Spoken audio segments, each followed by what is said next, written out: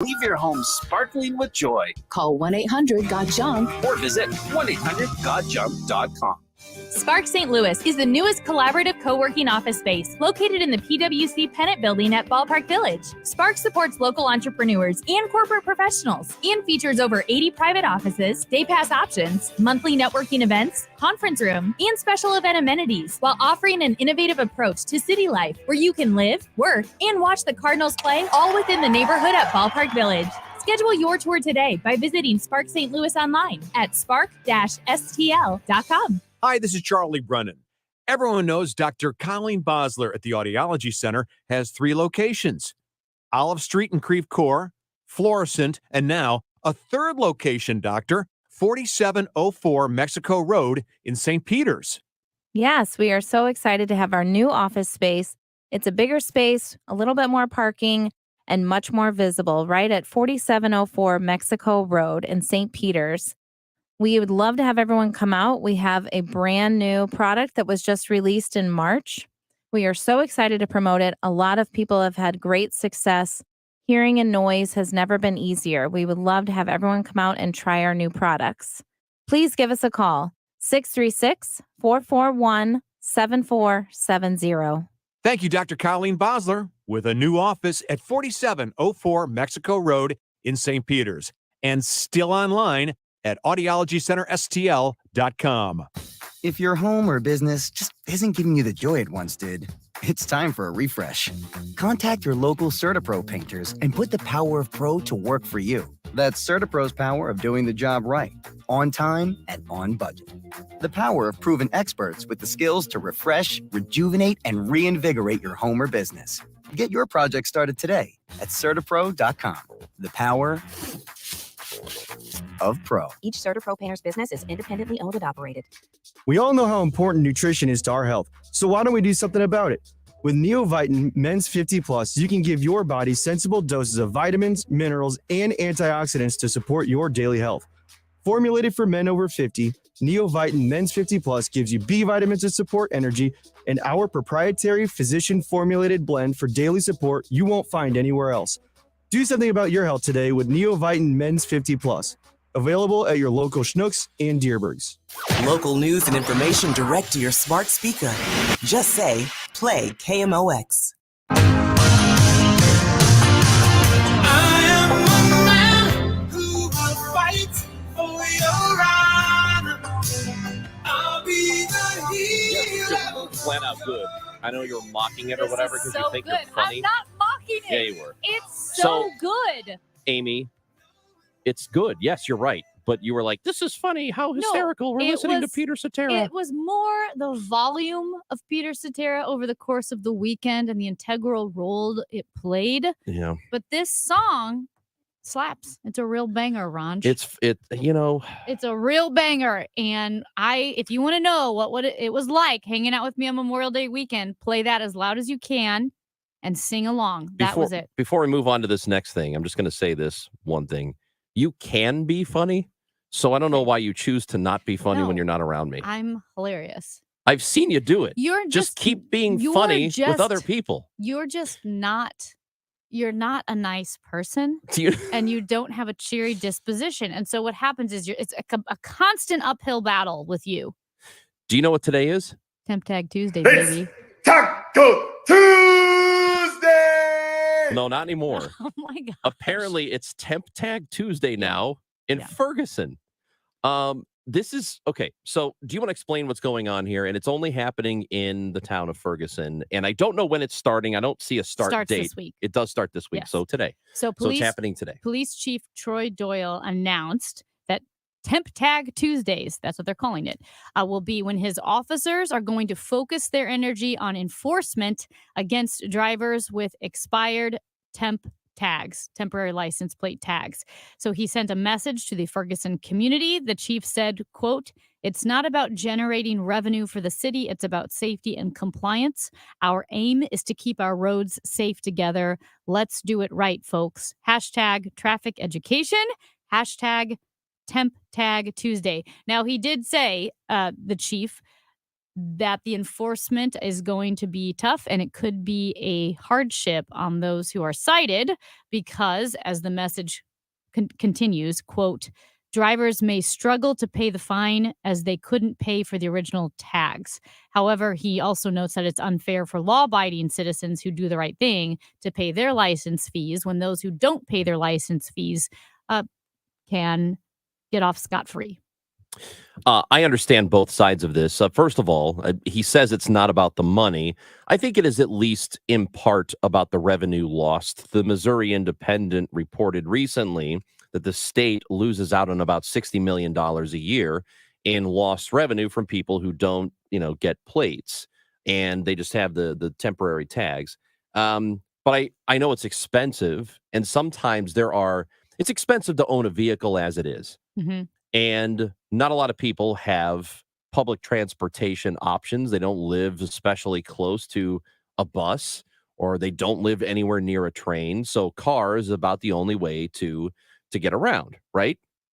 But it can be expensive to own a car and then maintain that car and then have to buy tags on top of it, have to buy license plates on top of it. Just another added expense. But I don't know what the other option is, because you have to have vehicles with plates on them, especially vehicles that are involved in crimes. Mm-hmm. You have to be able to locate those vehicles, because a lot of times and we've been talking about this a lot, many times you will see a vehicle used in a crime and it's got no plates at all. So I understand wanting to have that more of a permanence of that license plate on a car. I think we have to do it. I don't know what the solution is for it. And I know it's just easy for people to say, well, just buy the plates. Yeah, you're right. Buy the plates. But for some people, it's extremely expensive and they may not have the budget for it. So what do? What does a person do who has a car who can't afford to do that in the moment? Yeah. I mean, I think too, some of it has to be built into the car that you're purchasing, right? Yep. The sales tax. If you have to build in the sales tax, you have to build in that fee to the price of the car that you buy. And it may stink, but everybody needs to do it. You can't say, well, I can afford it as long as there's no sales tax. That's just not the way the world operates. And so, yes, I do think the revenue statewide, it's an extraordinary amount of money to lose. Right. And then, like Charlie Brennan, this was his baby, right? He would take pictures and have people take pictures of expired tags, put them on Twitter, and try to see how old you could find the tag. I saw one just the other day. It was a temp tag from 2021. That's pretty old. And that's a lot of lost revenue. And when you're talking about the state of Missouri, we're talking about police, fixing roads, paying teachers. It isn't fair that so many people know they can just get away with expired temp tags. Yeah. And I hope, and I'm just thinking of this now, I don't hear a state legislator argue in favor of something like this because the state is losing out on revenue, when they just a couple of weeks ago said, hey, we already have a bunch of money. What do we need more money for? So that was Bill Eigel. That was Bill Eigel. Yeah, you're right. The state's flush with money. What do we need sports gambling money for coming into this state when it's leaving the state? So I don't want to hear anybody make that argument. I get it. I think we have to get a handle on it, but the process should be easier. I don't see any reason. And I know that sometimes car sales will happen between people. I'm selling a car. I've got it out on the street with a sign on it. Call me if you want to buy it. But if you go to an actual dealership, I don't understand, if it's used or new, why there isn't a process too. As soon as you drive it off the lot, it's got a license plate slapped to it. Why does that not happen everywhere? Why does there have to be a separate step? It doesn't make sense. And I think Missouri is one of the few states, if not the only state, where it is a separate step. It shouldn't be. It's absurd that it is. Why cry twice when you can cry only once? And that's because you cry when you buy the car. Why would you want to go back to the DMV and pay $1,000, $2,000 and have to cry again? I totally agree with you. Let's just cry once, right? One ugly check. Plus, there are a lot of people, as soon as they leave with that car and they know they have to make a separate appointment to go do something else, they'll say, yeah, I'll get to it. Yeah. And then life starts to happen and they never get to it. Yeah. It could help us solve a lot of problems.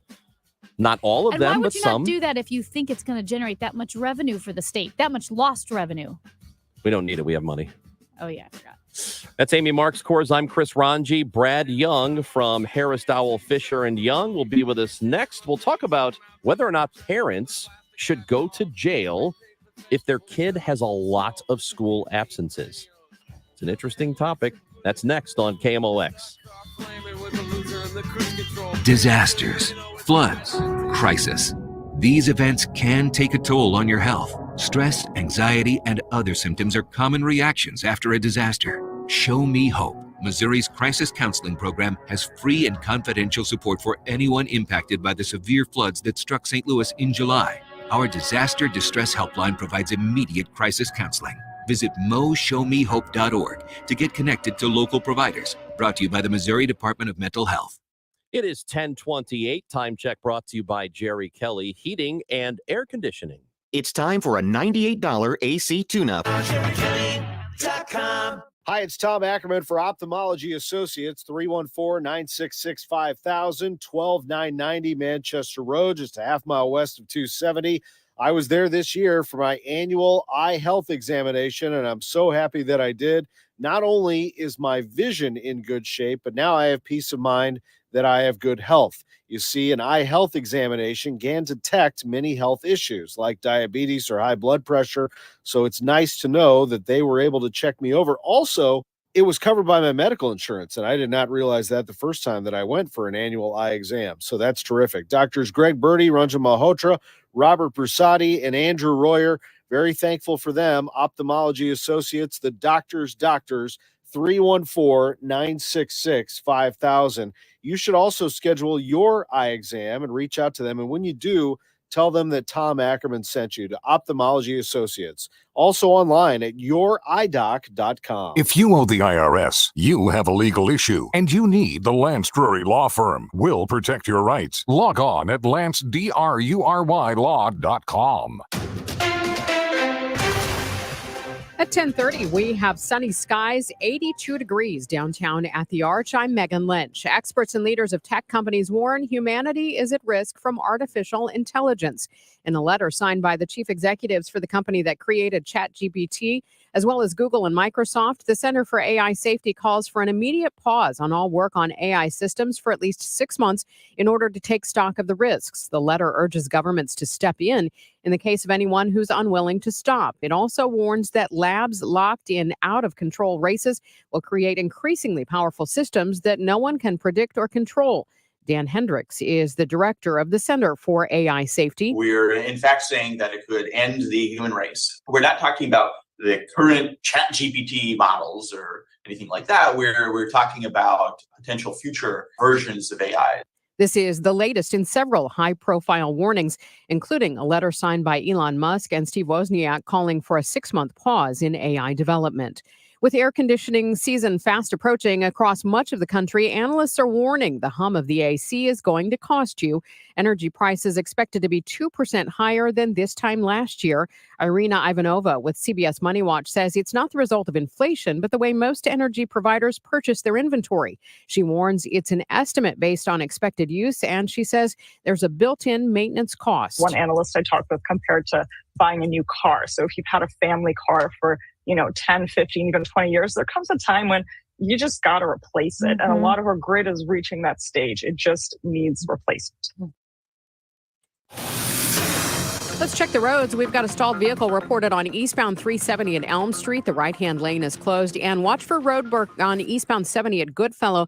The right-hand lane is blocked there. Weather sponsored by the Flat Roof Company. Quality workmanship at a competitive price. Looking at today, it's going to be hot with hazy sunshine and poor air quality, a high of 90 degrees. Partly cloudy tonight, a low of 69. Mostly sunny and hot again tomorrow, and the possibility of a late-day thunderstorm, a high of 91. Right now, 82 in Florissant, 83 in St. Peters, and sunny skies, 82 degrees downtown at the Arch. The Flat Roof Company, if you have leaks in your commercial or industrial flat roof, there is only one company to call, the Flat Roof Company, because they have a great reputation and provide excellent service at great prices. Call the Flat Roof Company at 314-995-2700. Flat roofs are all they do. I'm Megan Lynch, KMOX News. This is Flea for this little light. a podcast about falling in love with music. I started a nonprofit music school about 20 years ago called the Silver Lake Conservatory of Music. The reason that I started doing this podcast was music education. I'll be speaking with Rick Rubin, Thundercat, Stuart Copeland, Margot Price, Corey Henry, Cynthia Erivo, Sheila E., and Patty Smith. Please listen and follow This Little Light, a presentation of Cadence 13 on the Odyssey app or wherever you get your podcasts. Hi, this is Ken. And Lori Heisey of Heisey Advisory Group. We're dedicated to helping individuals and families work toward their financial goals. Join us Sundays at 9:30 a.m. for Your Retirement Highway. Investment advisory services by individuals through AE Wealth Management, LLC. Broadcasting from the Underlying Tree Lawyers. GetJim.com studios. KMOX. The Stages St. Louis 2023 season kicks off June 2nd with Elton John and Tim Rice's timeless love story, Aida. This Tony and Grammy Award winner is both a stunning musical theater experience and an uplifting story of faith, duty, and redemption. Don't miss Aida, June 2nd through July 2nd in the Ross Family Theater at Kirkwood Performing Arts Center. Subscriptions and single tickets for Stages 2023 season on sale now at stagesstlewis.org or call 314-821-2407. Remember your childhood piggy bank and the satisfaction you felt finally reaping the rewards of your diligent savings? With TrueHold, you can access your biggest piggy bank, your home's equity, and start enjoying the retirement you planned for right now without having to move. Here's how. TrueHold will buy your home for its best current value while home values are high. You get to bank all the cash now and live in your home for as long as you want. Plus, TrueHold covers all property taxes, insurance, repairs, and maintenance too. And since TrueHold pays your home's current value in cash now, it's yours to do whatever you'd like. Start enjoying your home's equity while values are high. Visit Truehold.com and discover how much Truehold will buy your home for today based on its best current value, not what's coming. Call 1-855-300-9993 or visit Truehold.com. The smarter, faster way to cash out on your home's value without moving. That's Truehold.com. Find out what's happening with your Redbirds from the manager himself, Oliver Marmol. Sunday mornings at 10:15 on Sports on a Sunday morning, and Wednesday mornings at 9:50. The Ollie Marmol Show on Cardinals Radio, KMOX. Amy Marks-Kors and Chris Ranji on KMOX. Hope you're having a terrific Tuesday today. It's Temp Tag Tuesday, by the way. We go to the guest line. It is the Quiver River Electric guest line for the first time today. And Brad Young is KMOX's legal analyst. He's with Harris, Dowell, Fisher, and Young. And Brad joins us today on KMOX. Good morning, Brad. Hey, good morning, Chris. I'm really shocked that you even want to talk to me since I'm from Chesterfield. Yeah, so here's what I've got this this text exchange that I was shown. And last week, when I was talking about all the rich people like Brad who live in Chesterfield, he texted Amy and said, I live in Chesterfield. I'm a regular person. And she said, that's right. Ranj over here is an idiot. And then Brad says a truth that is self-evident. You know what? You can have this mug back, Brad. You can have it back. I don't want it no mo. Well, listen, I mean, if you're going to diss Chesterfield, there's nothing wrong with Chesterfield. I love Chesterfield. We even had an esteemed citizen of Chesterfield try to ram a truck into the White House 2 weeks ago. I mean, there are some important people who live in Chesterfield. Brad, I love Chesterfield. That is a great point. Well, you know what else? He's also all crabby this morning because only rich hotsy-totsy people go to the Lake of the Ozarks.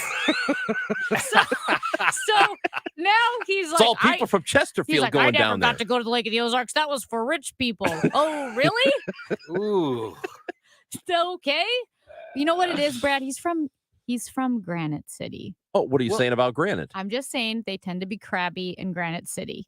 I know, but I'm from a small coal mining town in southern Illinois with 6,000 residents, and that's counting the dogs. Yeah. So, I mean, it doesn't matter where you're from. It matters where you are. Oh, that's what a nice thing to say. And so he's in the Central West End, which is actually pretty snooty. No, it's not. I don't live in the Central West End because it's too expensive. No. Well, listen, I tried to go to restaurants in the Central West End, but I don't carry gold Krugerrands for the parking meters. Here we go.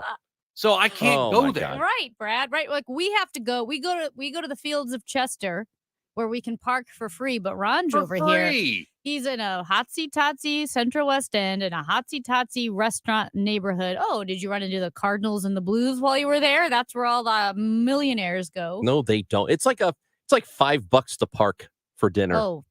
You'll be all right. You just okay, sure, throwing money around like that. I don't know. I have a parking space, and it's covered. Free in Chesterfield. Yeah, yeah, it's free in Chesterfield and the Ozarks.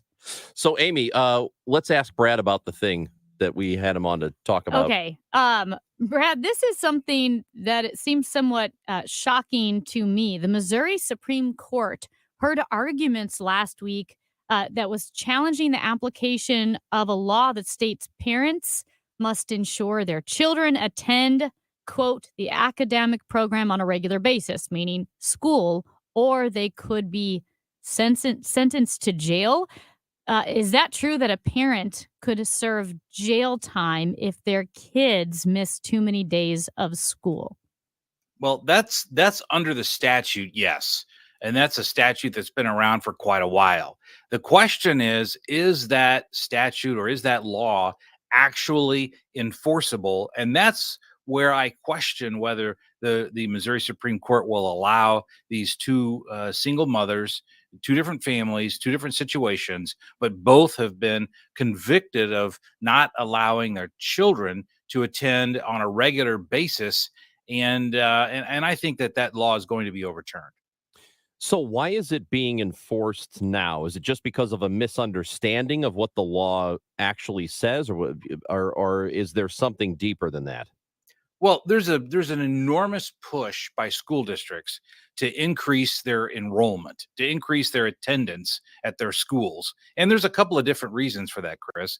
First of all, a higher level of attendance shows that the school is actually working to get kids in the building. And secondly, and I think more importantly, from a school district standpoint, is they receive more money from the state whenever the kids are in school on a regular basis. So although there's the academic argument, really it just comes down to money. So there's been several districts that have started enforcing this statute to say, if your kids aren't here, listen, you're going to the pokey.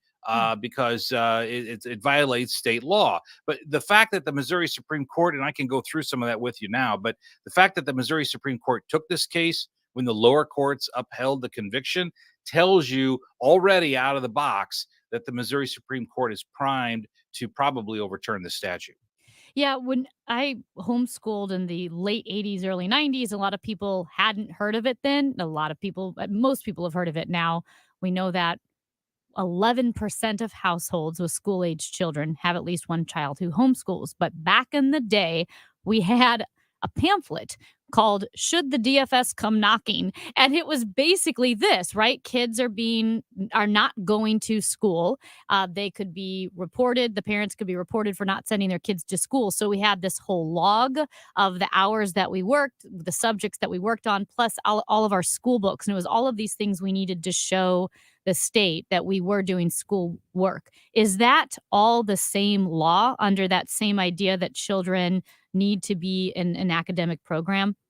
Exactly, because you were creating evidence that, at least for your family's purposes, and probably the families that you were coordinating with, were the kids were in an academic program on a regular basis, and that's proof of that. You could submit those logs and say, "Here's proof that we're doing this on a regular basis," and the burden would be on the state to prove otherwise. And in the absence of those logs, they might have a good argument, but in the presence of those logs, Amy, your family would have won had you been prosecuted. What's kind of funny is we kept all of our school books as well because you had to keep all of your work to show the work. I'm pretty sure my mom kept those until I was 35. She's just to make sure. Just to make sure. I'm like, Mom, we don't want the cops coming in here. I would love for a 35-year-old Amy, the cops show up to take her away from her parents. Yeah. That would be I'll so be like, great. here's my math book. As you can see, I did quite well. But when you look at this enforcement thing, and this is what I briefly want to talk about, there's a rule in criminal law. It's called the rule of lenity, which is also called strict construction. And that means statutes have to be applied exactly the way they're written, and it cannot be ambiguous. If it's ambiguous, it can't be enforced. And that legal doctrine goes all the way back to 1820 with Supreme Court Justice John Marshall. So when you look at this, what does on a regular basis, what does that mean? If it's ambiguous, it cannot be enforced. And so I thought it was interesting. The attorney for the defendants said to the judges at the Missouri Supreme Court, I attend church regularly, but I occasionally miss. If I'm sick, I don't go. If I'm on vacation, I don't go, but I still attend church regularly. So I can be a regular attender and still miss some days, but we don't know criminally what this means. And so on a regular basis, and because of that, you cannot punish these parents. And that's a very strong argument, because the greatest power that the government has is to take away your freedom. So if they're going to do that, stick you behind, at the Gray Bar Motel and give you 3 squares a day, there has to be a specific law that you violate. And this law really on its face is rather ambiguous. Yeah, and I feel like the ambiguity is increased by the past couple of years and COVID, and so many different school districts having different rules for if you feel sick, if a family member tests positive, if you have a runny nose but you tested negative, and parents also choosing when they were going to send their kids to school or hold them back. I don't even know what regular attendance means anymore. No, it's very Byzantine. I mean, just in terms of there's no way to navigate through all of these rules and procedures, and so really to hold someone in criminal contempt and to put them in jail because they can't navigate these rules that are going to be different in every school district and all based on a law that's ambiguous. I really don't see the Supreme Court enforcing this. While we have you, Brad Young, I think I know the answer to this already, but just want to ask you, the Temp Tag Tuesday thing that Ferguson is going to implement, where they're going to be on the lookout for people with temporary tags if they're expired, whatever. Is there I think I know there's probably no issue, but is there a potential legal issue with things like that, where there's specific days they're enforcing something, or checkpoints, where if you live in a place with that requires city stickers to be bought? I know that in my hometown, they used to have checkpoints, and if you would drive through on certain days, they'd be looking to see if you have it. Are there any legal problems with those kinds of days? There's not a legal problem, but there's an enormous policy problem. And let me talk about the differences between the two. Legally, to say, well, we're only going to enforce temp tags on Tuesdays, that's like that's the same argument that when you've been pulled over by the cops for speeding and you say, listen, I was driving in a pack of 20 cars and you pulled me over. What about the other 19 jokers? And the cop says, well, I got you. And there's no requirement that the cops have to enforce everything all the time. They don't have to arrest everyone who's breaking the law if they got you. So there's no problem with it legally. The problem with it from a policy standpoint is, why are you only doing this on Tuesday? I mean, the chances are, if someone hasn't paid their income tax, or the property tax on the car, they may be committing other crimes. They may have a gun in the car. They may have open liquor in the car. There may be an outstanding warrant on the driver. So pulling over someone with an expired temp tag every day is a good policy to get to clamp down on crime. And if you're only doing it on Tuesday, you're kind of saying, well, we really only are worried about crime one day a week. So that's really the only day we're going to enforce this. That's the problem. Brad Young, appreciate your time as always, even if you believe I am an idiot. Well, listen, no, I don't believe you're an idiot. I believe you're just an uninformed sloth, maybe. So hear about this. Why don't you come tonight? I mean, starting next Tuesday night. I've been to Chesterfield. There's a party in the park at Faust Park. You come by. My house isn't too far from Faust Park. I'll give you an adult beverage. You can enjoy the Chesterfield area, and maybe we'll just reform that opinion. All right. I love Chesterfield.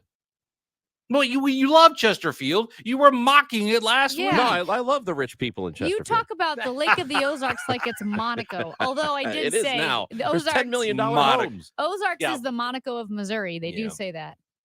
Brad Young, appreciate it. Thank you, my friend. My pleasure. Anytime, guys. That is Brad Young. He is our legal analyst. He's with Harris, Dowell, Fisher, and Young. You're all misrepresenting what I said about Chesterfield. Oh, no, you don't. I love the people in Chesterfield.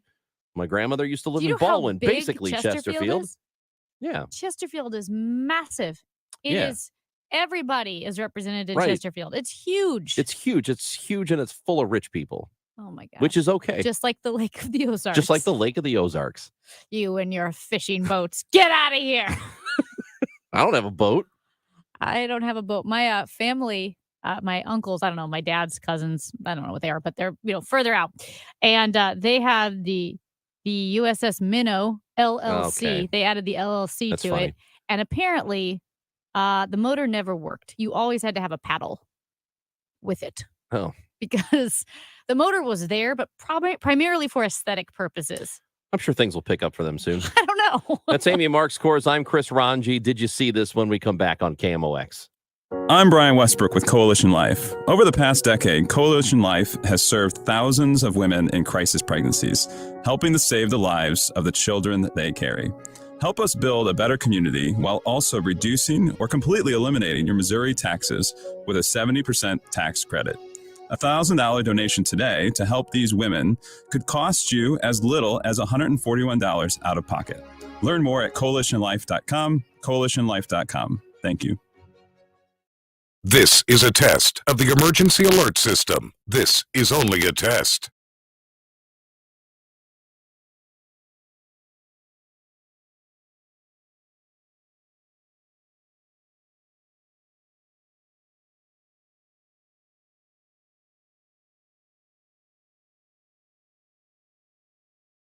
This has been a test of the emergency alert system. This was only a test.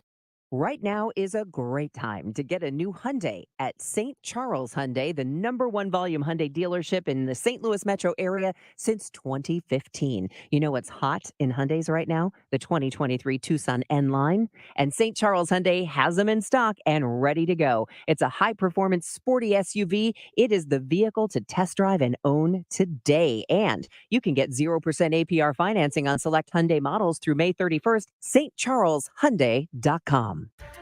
You know, one of the best things about retirement is all the great senior discounts you'll be getting.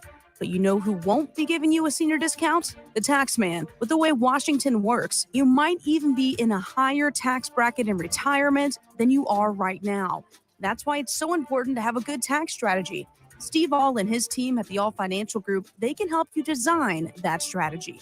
Mark your calendars for an exclusive educational workshop focusing on taxes in retirement on Tuesday, June 6th or Thursday, June 8th. These events are complimentary, but you must qualify to attend. Call 636-230-8824. That's 636-230-8824. Or visit yourmoneymattersstl.com. Investment advisory services are offered through Brookstone Wealth Advisors, LLC, a registered investment advisor. BWA and All Financial Group, LLC, are independent of each other. Insurance and annuity products are offered through Stephen All, Missouri license number 803-9738. Get your St. Louis City SC Visa credit card now at Together Credit Union. Together Credit Union is the only place to find the official City SC fan credit card, which has special perks. You'll also get exclusive access to monthly giveaways. Visit togethercu.org for details. Together Credit Union, federally insured by NCUA. Stand Up to Cancer is committed to saving lives by accelerating cancer research and reducing barriers to clinical trial participation. To learn more, go to standuptocancer.org/lung cancer. You know that new sound you're looking for? Well, listen to this. The show on KMOX. Did you see that thing? I can't believe it. Something is obviously wrong. This is a joke, right? Oh my God. Are you freaking kidding me? No way. You gotta be kidding me. Don't feel bad. There's no way you could have known that. Now, did you see this with Chris and Amy on the show? Amy, I don't know if you saw this or not, but people are mad at Chick-fil-A today. Again? Yeah, and it's not why you think. Because they're closed on Sundays? Well, that makes me mad. Okay. Because that's like one of the days I think, oh, I'd love Chick-fil-A today. Damn it, they're closed. Right.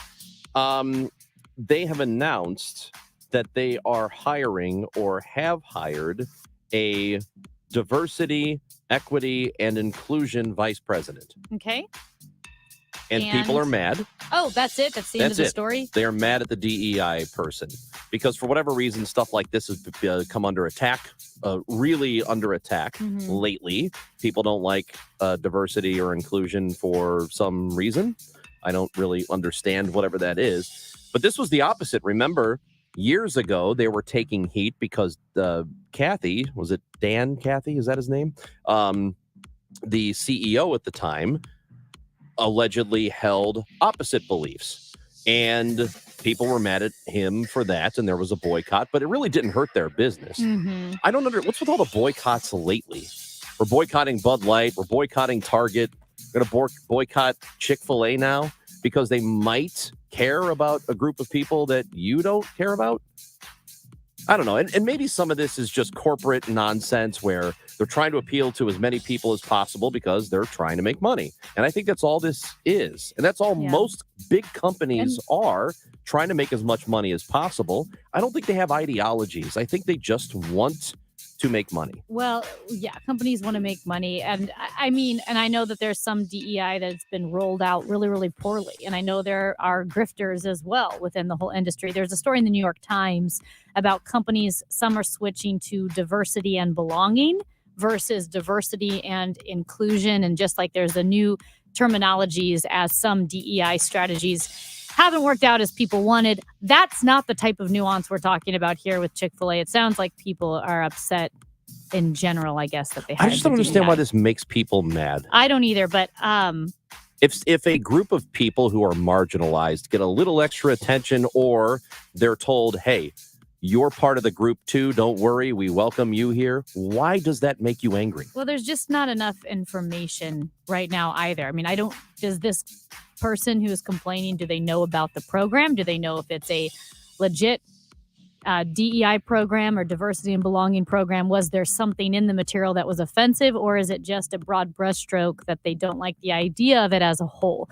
That's where the only way to have a serious conversation, because like I said, it's not that some haven't been abused or rolled out poorly. Here's the statement from the new vice president of diversity, equity, inclusion. Chick-fil-A restaurants have been recognized as a place where people know they will be treated well.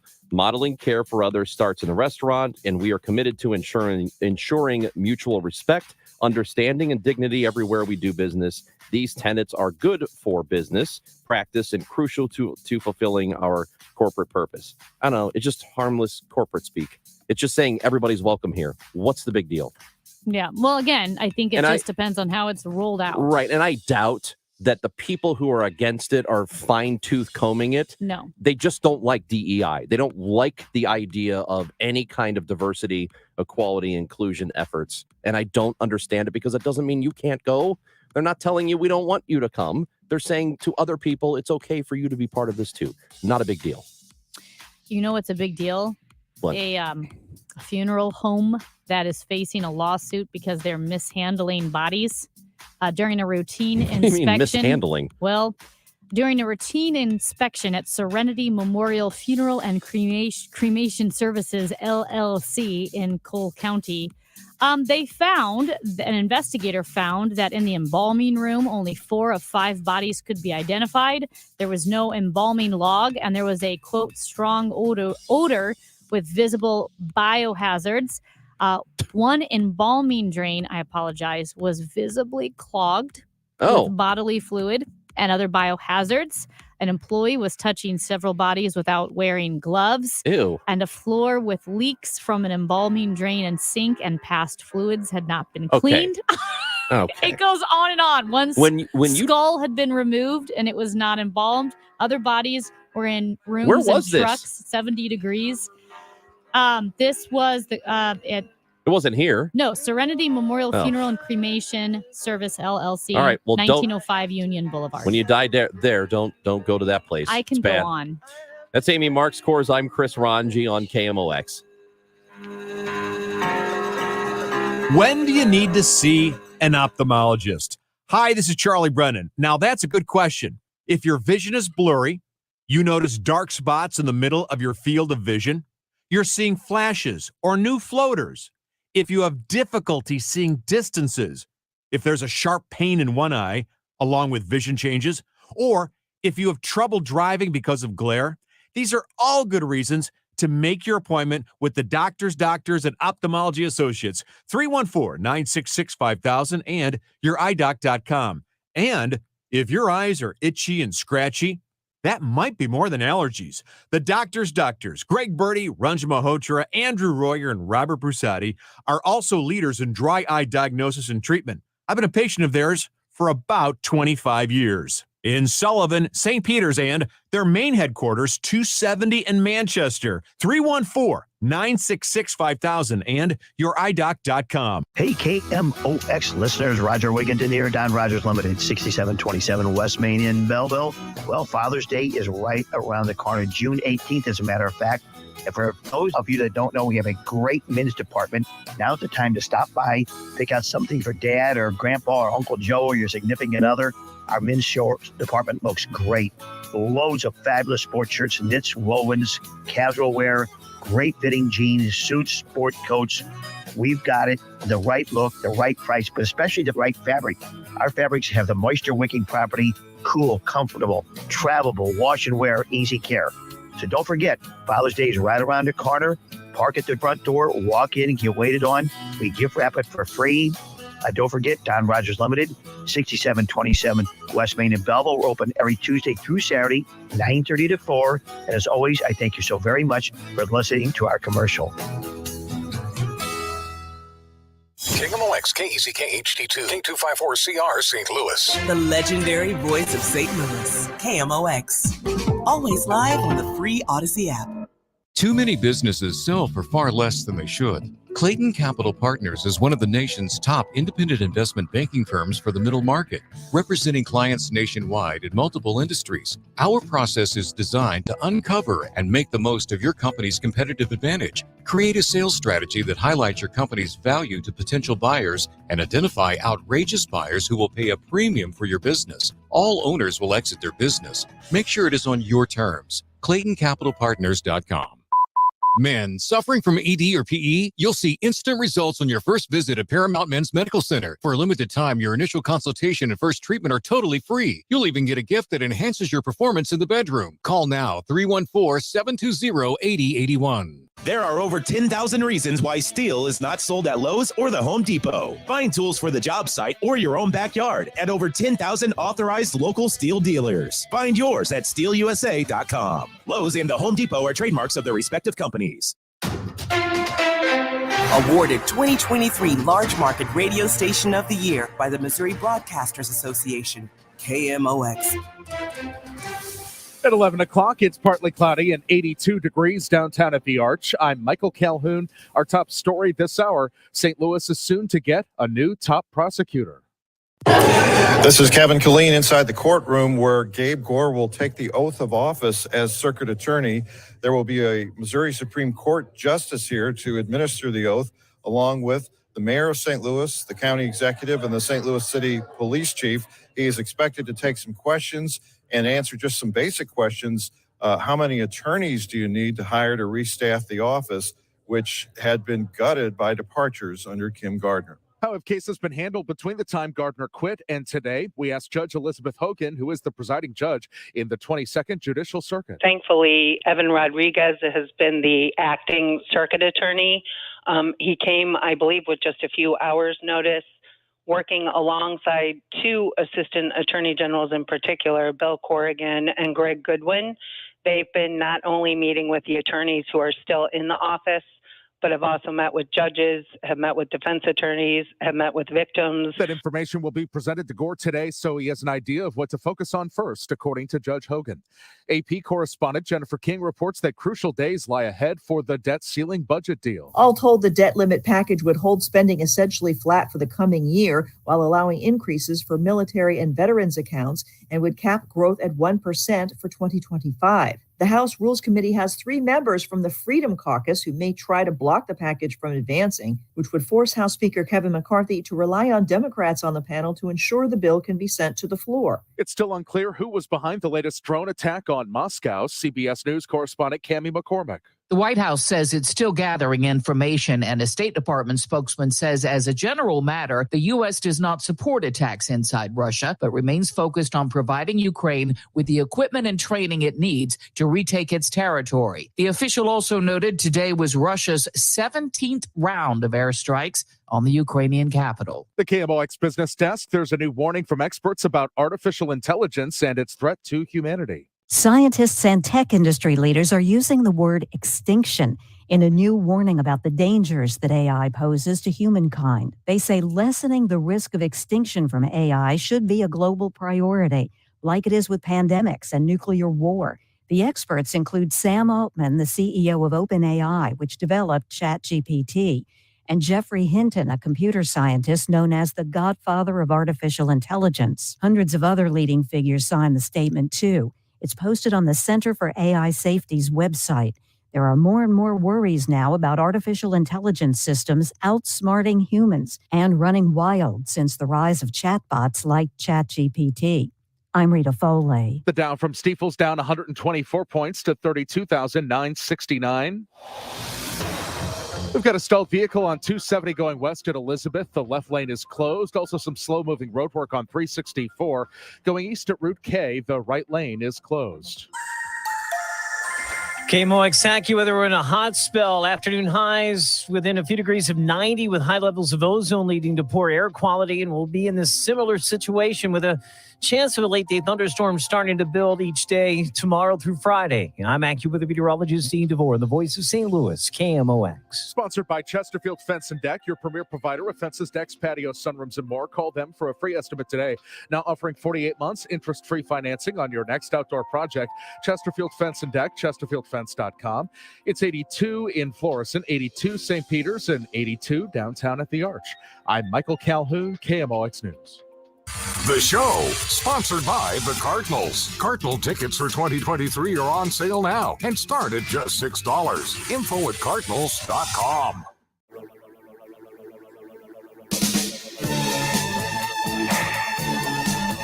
Hour from now, Amy, very excited because one of the actors from Succession will be joining us. Anybody who's watched the show knows who Carl is. Mm-hmm. And Carl is actor David Rashi, who is from Belleville. And he will be joining the show just after the 12 o'clock news. So looking forward to it. And I will say this now, there might be spoilers. So if you have not, for whatever reason, seen the series finale, go watch it right now. And then That's be back at 12. Or go back and listen to the podcast. That's why I'll be stepping out during the interview. Well, you haven't even started the show. Well, then it's the whole interview will be a spoiler. Amy? What? Nobody wants to work anymore. And here's what's happening, apparently. People are going to work, actually, but they're not doing anything. Can you imagine that? Going to work and not doing anything? I can't imagine. Story. Never seen that before. Me neither. A story in Vox about people, and they interviewed a handful of people who go to work, and these people are just stealing money. And I have to tell you that for the most part, I applaud these folks. Oh my gosh. I applaud it because they're all in the corporate world. terrible. All right. So here, for example, here's a guy who says, his name is Nate. Mhm. In theory, it says he works 40 hours a week in the operations department of a major fintech company. In reality, Nate works 1 hour a day at most. He moseys over to his computer whenever he gets an alert on his phone that he's got a task to complete. Otherwise, he spends most of the day doing basically whatever he feels. He sleeps in, he watches TV, he does household chores. His only real restriction is he can't stray too far from home in the event he is needed for something. And he says, quote, this is from him, I don't have a problem with being asked to work. It's just I'm not really being asked. How many people do you think have jobs like this? I've always been very curious because I do know some people who have a job where whatever they're asked to do does not take as long as what the people who ask them to do it thinks it takes. So they can get done very, very quickly, and then they have all this downtime. Yes, and you can overestimate how long you think it will take. And the corporation, whatever it may be, is so big that nobody knows if you're working and nobody knows if you don't get a certain job done and nobody knows how long it will take. Just to clarify again, this story, folks, if you haven't read it, it's in Vox. How some people get away with doing nothing at work. All hail the jobless employed. It's by Emily Stewart. There are some gems, like you said, he works 1 hour a day. There was another story about a guy named Tom who works in sales and, quote, appears to be a bit of an expert in getting paid for work he's not doing. Okay. His boss at his last job forgot to inform HR that he'd quit. So he collected a paycheck from the company for a while before anyone figured it out. He was getting paid and he had already quit. Now, at his new job, the company doesn't know where he's based. He actually lives in the UK, but they think he's in Kentucky. And there's, quote, minimal oversight. There is a UK in Kentucky. There is. There is. So here's what Tom said, quote, I'm able to slip through the cracks most of the time. He goes, if someone asks what he did over the weekend, he'll say he went to the Kentucky Derby or something because he doesn't want people to get suspicious. He works in the UK. They think he's in Kentucky. That's so great. This is terrible. It's hilarious, but it's terrible.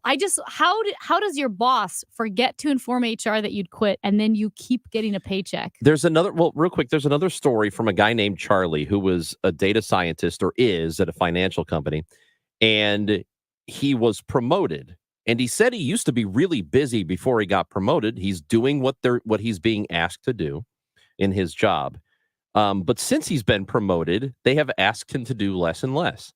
So he's, for the Thursday and Friday of the prior week, he worked from home and, quote, literally did not do 1 second of work.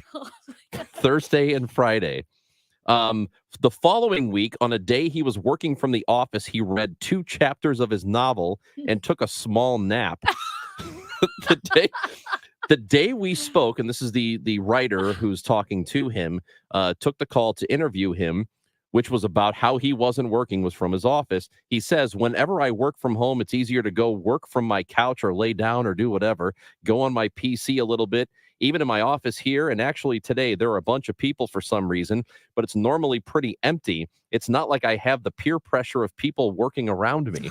So I'm curious if people listening have jobs like this, where they can just get away with doing very little work. But that's all you're being asked to do. You don't have to do anything extra. I'm curious. 314-436-7900. If this describes you, you don't have to tell us where you work or your name. We're not going to out you. But I'd like to know if you're at home stealing money or if you're in the office stealing money. 314-436-7900 to call or text this. Are you at work but not working? Ranj, how long could you do that where you are being paid a salary, you're working from home, but you are literally not doing a single hour of work? You're reading a book, you're watching TV. This seems to be a standard feeling with a lot of these people being interviewed. It's that it's not that they're averse to working, it's that they're just not being asked to do anything, so they lose interest. I think it would be fun for a while, like, oh man, look at what I'm getting away with, and they're paying me for this. But I do think after a period of time, and I don't know how long that would be, I would start to get tired of it. Yeah. I think most people, and I think an overwhelming amount of people, want to feel like they're useful. They want to feel like they're contributing something to their job, something to society. I think there's this feeling out there that there are all these lazy people in the world who don't want to do anything and they just want to make money for doing nothing. Yeah, there are some of those people, but I do think an overwhelming majority of people in this country and around the world want to feel like they're needed. They want to feel like that they are capable of doing something that helps out a company, helps out other people. I think there's an innate desire to want to contribute. Well, and that's why when you do hear of people who do very well for themselves and retire young, they usually volunteer, they consult, they start a new endeavor of some sort, whatever it may be, because while work isn't your identity, it doesn't determine your self-worth. There is a feeling of self-worth that comes with contributing, that comes with, like you said, doing something for society. And yeah, I would just feel, and this is different, but if you quit like this guy did and your boss didn't tell HR, I definitely would feel that taking the check is stealing. That's stealing at that point. Well, yeah, that is. And so here's the problem. As this story goes on, the crux of it is the fault of the boss. It's the fault of the managers.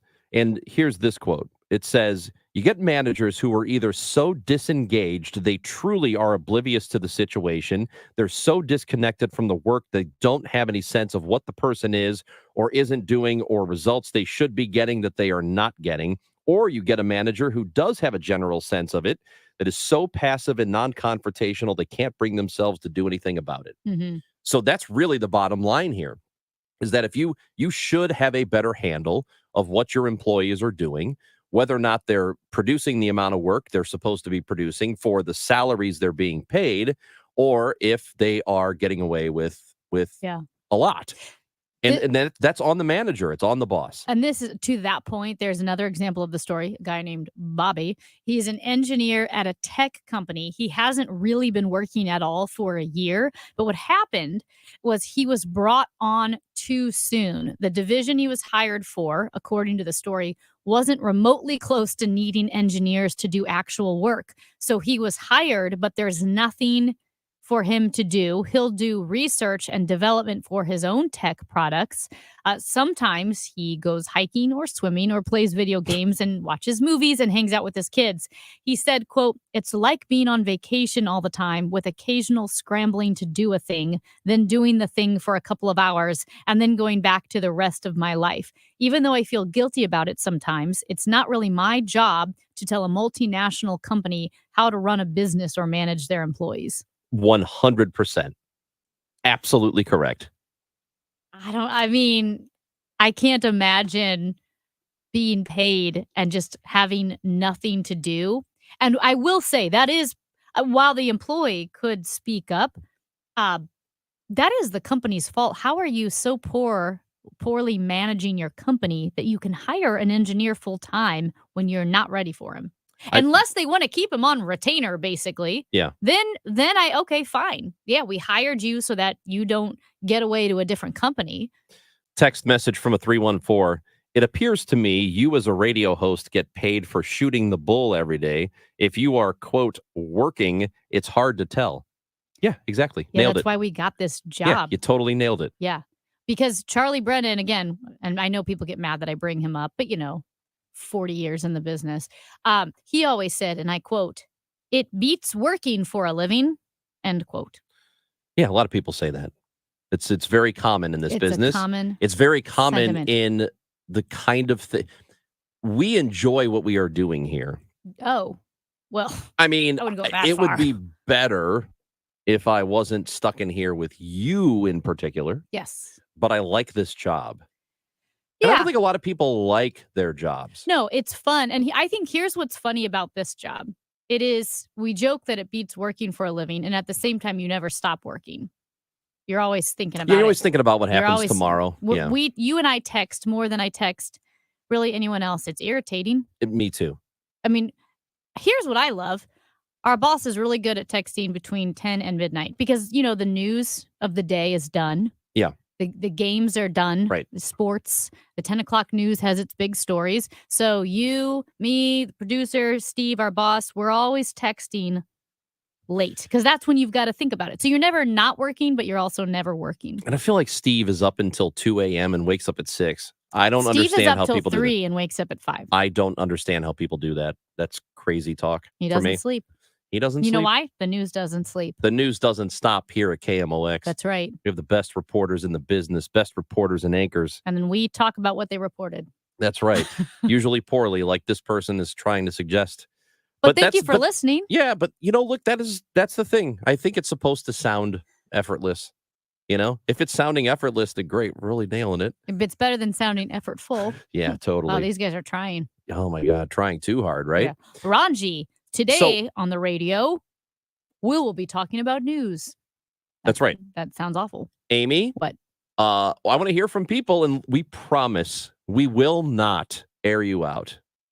We're not going to tell people where you work or what your name is. We're not going to get you in trouble. If you are stealing money, Yeah. and there's a very good chance that somebody's stealing money right now, If they're listening to us listening to this show, in the middle of the day when you should be working. 314-436-7900. Tell us all about it. That's Amy Marks Kors. I'm Chris Ranji on KMOX. Well, they are working hard at St. Charles Nissan right now because it is the end of the month. We only have today and tomorrow left in May. That means they're very, very motivated to get cars off the lot at St. Charles Nissan and make you a great deal. Plus 0% APR financing on select Nissan models today and tomorrow. Also, if you have been online shopping at stcharlesnissan.com, you see a car that you like, the price you see online is the price you pay. No high pressure sales, no gimmicks, no games. The price online is the price you pay. No big markups. They've also got the cars in stock, which is really nice. When you talk about dealerships and car dealerships in the process of buying a new car, it's not just the whole rigmarole that you have to go through. It's finding a car on the lot. Well, at St. Charles Nissan, they've got the cars in inventory. They're one of the true family-owned and operated dealerships in the St. Louis metro area. And it's one-stop shopping. You have St. Charles Nissan, St. Charles Hyundai, and Genesis of St. Charles, all right there on the same campus, a quarter mile east of Mid-Rivers Mall Drive, just off Highway 70. And again, the price you see online is the price you pay at stcharlesnissan.com. For everything online, it's Odyssey.com. Download the Odyssey app and listen to The Dave Glover Show and all the news, talk, sports, and podcasts that move you. Odyssey, that's AUDACY. The choice of a lawyer is an important decision and should not be based solely on advertisements. When companies decide to take shortcuts, the safety of our families are at risk. At Underlaw, we find and expose those shortcuts. Call Underlaw Personal Injury Lawyers at 314 or 618-9 million. The check engine light is on in Washington, but politicians keep driving the car as if nothing is happening. There it is again. It's Social Security. A new government report says the Social Security Trust Fund is projected to run out by the year 2035. If that happens, it would cause all beneficiaries to take more than a 20% cut to their benefits. What does that mean for you? When should you start taking benefits? And how can you get every dollar of Social Security you're entitled to? The team at Heisey Advisory Group has been helping families optimize their Social Security benefits for over 17 years, and they can do the same for you. Give them a call, 314-328-4400 to schedule your visit with one of the advisors at Heisey Advisory Group. Again, that's 314-328-4400. Our firm is not affiliated with the U.S. government. Investment advisory products and services made available through Pine Ridge Advisors, LLC, and SEC-registered investment advisors. Security products and services made available through AE Financial Services, LLC, member FINRA and SIPC. AEFS and Pine Ridge Advisors, LLC are not affiliated. Diamonds Direct takes our most popular offer ever up to the next level.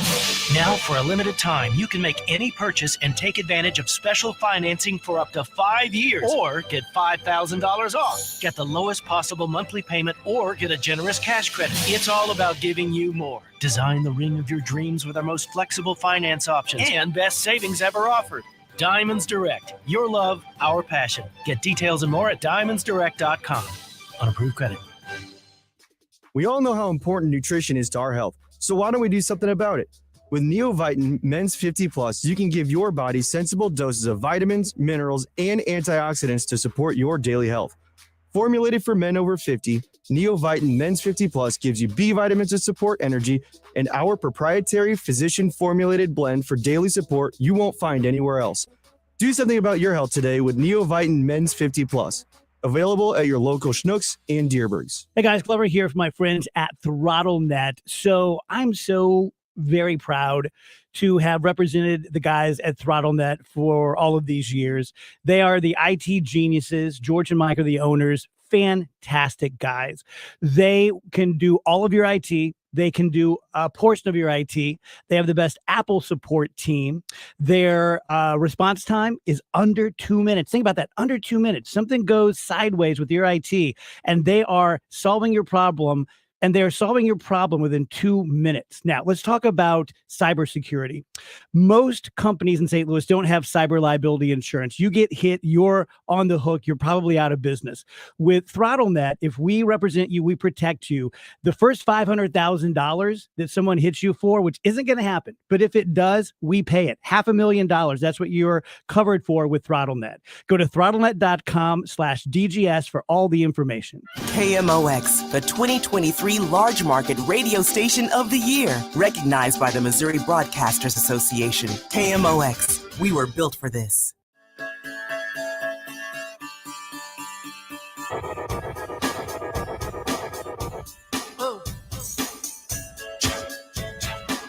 Amy Marks, Course, and Chris Ranji on KMOX. 1 o'clock, Dave Glover show happens. We've got the crossover hour with him. As I mentioned earlier, David Rashi from Succession will be on the show at noon, just after the 12 o'clock news. David is from, I think he went to Belleville West, if I'm not mistaken. He went to Belleville West. So we'll talk to David, who played Carl in the show. And if you are don't want any spoilers, we'd suggest not listening to that segment, coming back, getting it on the podcast later. That's right. So people at work right now, clearly, not doing work. They're going to work, but they're not working while they're at it, or they're working from home, not really working. A text message from a 618 says, I believe my neighbors have job like this. Wait. Why don't you, first of all, don't out your neighbors. I mean, and that's also, I thought it'd be like co-workers. Yeah. Or brother or sister. Well, the person who wrote this sounds like a nosy neighbor. So here's what they say. I believe my neighbors have jobs like this. They work on their house, take walks, sit on their patio, play with their dog, and they still get their paychecks. Interesting. Okay. Do we know that they're getting paid and they're not, trust fund babies? Or maybe they're dog walkers. Right. Probably not, though. Could be other people's dogs. Do you have a nice house? Do they have a nice house? I don't know. But don't you think that it's really bad form? No, to I be don't think outing so. your neighbors. I'm on the texter's side, because it's one thing, you go to work every day and, you have your coffee in the morning, you live your life, maybe you have the occasional day off, but then day after day after day, if you realize, how are they always outside in their yard? It's Wednesday at 11 a.m. How are you outside? And I know it's Tuesday. That was my random day and time. It just happened to be close. Or it's Friday morning, or it's Tuesday. Day after day, I would start to question my neighbors are drug dealers or something. Because how could you have a house and a yard that you're taking care of and you're walking your dog? So you have to have some kind of income, and you're not working? I think it would be, if I'm the neighbor, I think it'd be really irritating to be leaving my house at whatever time in the morning to go to work, and my neighbor's sitting on the porch enjoying coffee. Right. I go work all day. I come back and they're still on the porch. Yep. I think that would bother me. It would bother me. But also good for that person. Yeah, I don't know. All I know is I get the whole looking at your neighbors from a distance and crafting a story to fill in the holes of what you know and don't know. It might be one of the most fun occupations. Oh, so that you you're can nosy possibly do. too? No, it's lack of nosiness. It's just making up stories. I Like when I thought my neighbor was dead. I don't even know what any of my neighbors look like. Neither do I. I love it. I don't know. I know what the neighbors beneath me, I know what they look like, because we have mutual complaints about the other neighbors. Mhm. So we commiserate. Sure. Then the guy that I thought was dead, never met him, didn't know his name or what he looked like. Oh.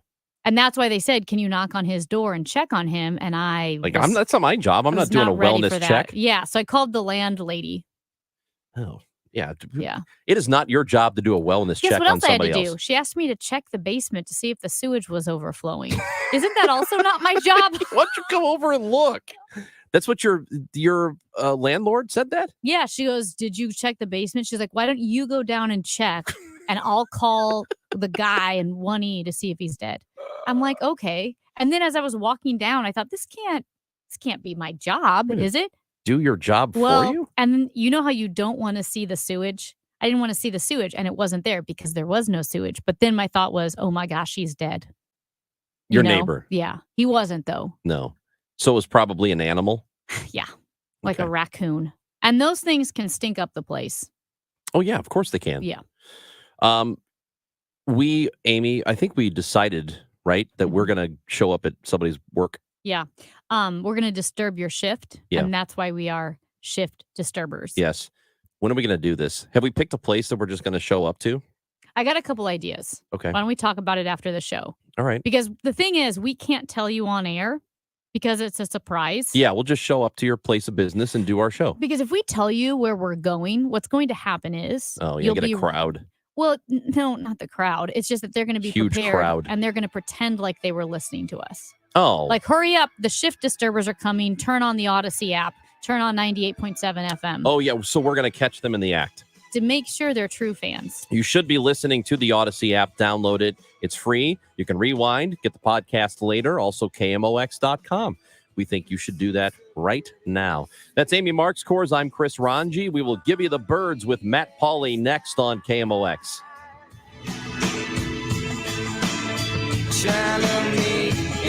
Backing up is Newtbar. He's at the track. He jumps, and he caught it! Kick off your summer at the ballpark with the Cardinals and Reds the weekend of June 9th through the 11th. On Friday night, 25,000 fans aged 16 and older will take home a Cardinals hat courtesy of Shane Company. This white hat features a gold front metal STL logo and metallic Cardinals script on the side. Add this exclusive hat to your collection on Friday, June the 9th. Tickets at Cardinals.com. This is Lars Newtbar. Summer in St. Louis means baseball. Strike three. Adam Wainwright strikes out the side in the sixth. The Cardinals are headed to London June 24th and 25th to kick off the MLB London Series on Sunday, June 11th, when the Cardinals host the Reds. 25,000 fans ages 16 and older will take home an Adam Wainwright London Series bobblehead. This one-of-a-kind bobble displays Wainwright outfitted in a traditional London Guard uniform. That's Sunday, June 11th. Great seats remain. This is Adam Wainwright. Get your tickets now at Cardinals.com. Are you tired of exposing your retirement to stock market risk? How would you like the potential to participate in credited interest from market index returns and limit the downside? Join me, Ben Coons, for the Retirement and Income Radio Show, heard here every Saturday at 3 p.m. on KMOX Radio. You can also call me now for your complimentary retirement and income book at 844-513-SAFE. That's 844-513-7233. The Stages St. Louis 2023 season kicks off June 2nd with Elton John and Tim Rice's timeless love story, Aida. This Tony and Grammy Award winner is both a stunning musical theater experience and an uplifting story of faith, duty, and redemption. Don't miss Aida, June 2nd through July 2nd in the Ross Family Theater at Kirkwood Performing Arts Center. Subscriptions and single tickets for Stages 2023 season on sale now at stagesstlewis.org or call 314-821-2407. At 11:30, it's partly cloudy and 83 degrees downtown at the Arch. There's a new St. Louis City Circuit Attorney. Gabe Gore was sworn in this hour in a ceremony at the Carnahan Courthouse downtown. We are losing far too many young, promising lives to violence. Gore will serve the rest of this current term until January 2025. Police in South Florida continue looking for suspects in a Memorial Day mass shooting. 9 people were hurt when gunfire erupted along a beachside promenade in Hollywood, Florida, sending people frantically running for cover along the crowded beach on Memorial Day. David Van Dyke. I heard several gunshots, seen a crowd of people running through here, and then we heard like 3 more shots down the street there. 4 children between the ages of 1 and 17 were wounded. At least 1 person is in custody, with police looking for more suspects. Jim Crisula, CBS News. Ralph Yarl, shot in the head after knocking on the wrong door in Kansas City, Missouri, walked in an event raising awareness for brain injuries. His mother? Ralph is the kind of person who will do something not because it's good for him, but because it's good for other people. An 84-year-old man is accused of shooting Yarl. There's a crash on 6440 going west at Illinois 111. Crash at 64 West, Illinois 111. Forecast sponsored by the Flat Roof Company. Quality workmanship at a competitive price. And Dean DeVore says sunny and hot this afternoon with a high of 90. Tonight, the low 69. For tomorrow, can't rule out a late day thunderstorm with a high of 91. The Flat Roof Company, if you have leaks in your commercial or industrial flat roof, there is only one company to call, the Flat Roof Company, because they have a great reputation and provide excellent service at great prices. Call the Flat Roof Company at 314-995-2700. Flat roofs are all they do. 83 downtown. I'm Michael Calhoun, KMOX News. Zero Res has the best deal of the summer for you right now. 20% off all services, carpets, tile, rugs, upholstery, and air ducts. Call 314-474-2020 or book online at ZeroResSTL.com. Take advantage of these huge savings. Ask for the DGS special. Broadcasting from the Underline Three Lawyers, GetJim.com studios. KMOX. Your next Ozarks adventure is in Springfield, Missouri. Float on the river or hike on the trails, and then finish the day at the most crave-worthy dining and craft beverage spots in the city before taking in some great live entertainment in historic theater on Route 66. Springfield is also home to the Springfield Cardinals baseball team, many caves ready to explore, and the wonders of Wildlife National Museum and Aquarium. Plan your trip at springfieldmo.org. Produced in cooperation with Visit Missouri. Hey fans, I'm breaking down MLB Play. I think they're the best MLB games. Now my personal favorite, Beat the Streak. Pick who you'll think will get a hit building your own streak. It's all on you, baby. You can win $5.6 million. The streak's alive! Next up, Pickle. Guess the player in the fewest number of tries. Got him! And there's other games like Bingo, a race to be first. Bingo, MLB Play. Great games, great prizes, and it's all free. No purchase necessary. Restrictions apply. See official rules and enter at MLB.com/play. Oh yeah! Find out what's happening with your Redbirds from the manager himself, Oliver Marmol. Sunday mornings at 10:15 on Sports on a Sunday morning, and Wednesday mornings at 9:50. The Ollie Marmol Show on Cardinals Radio, KMOX. Hi, I'm Paul Goldschmidt. I'm Cardinals outfielder Lars Nootbaar. I'm Woodson Contreras. I'm Paul DeYoung. Now, Chris and Amy give you the birds. I'm Jordan Hicks, and you're listening to the show on KMOX. See the 2-2 pitch is a little squibber down the first base side. A broken bat handled at first by Prado. And Yepez and the Cardinals are retired, and the Royals pick up a victory here in game one of the two-game series, a convincing Royals victory as they win this one 7-0. Well, the Cardinals had a rough weekend, losing 3 of 4 to the worst team in the history of baseball. Well, I don't know about that. This Cardinals report brought to you by Renner Garage Door, RENNER, forward and back, family owned and top rated.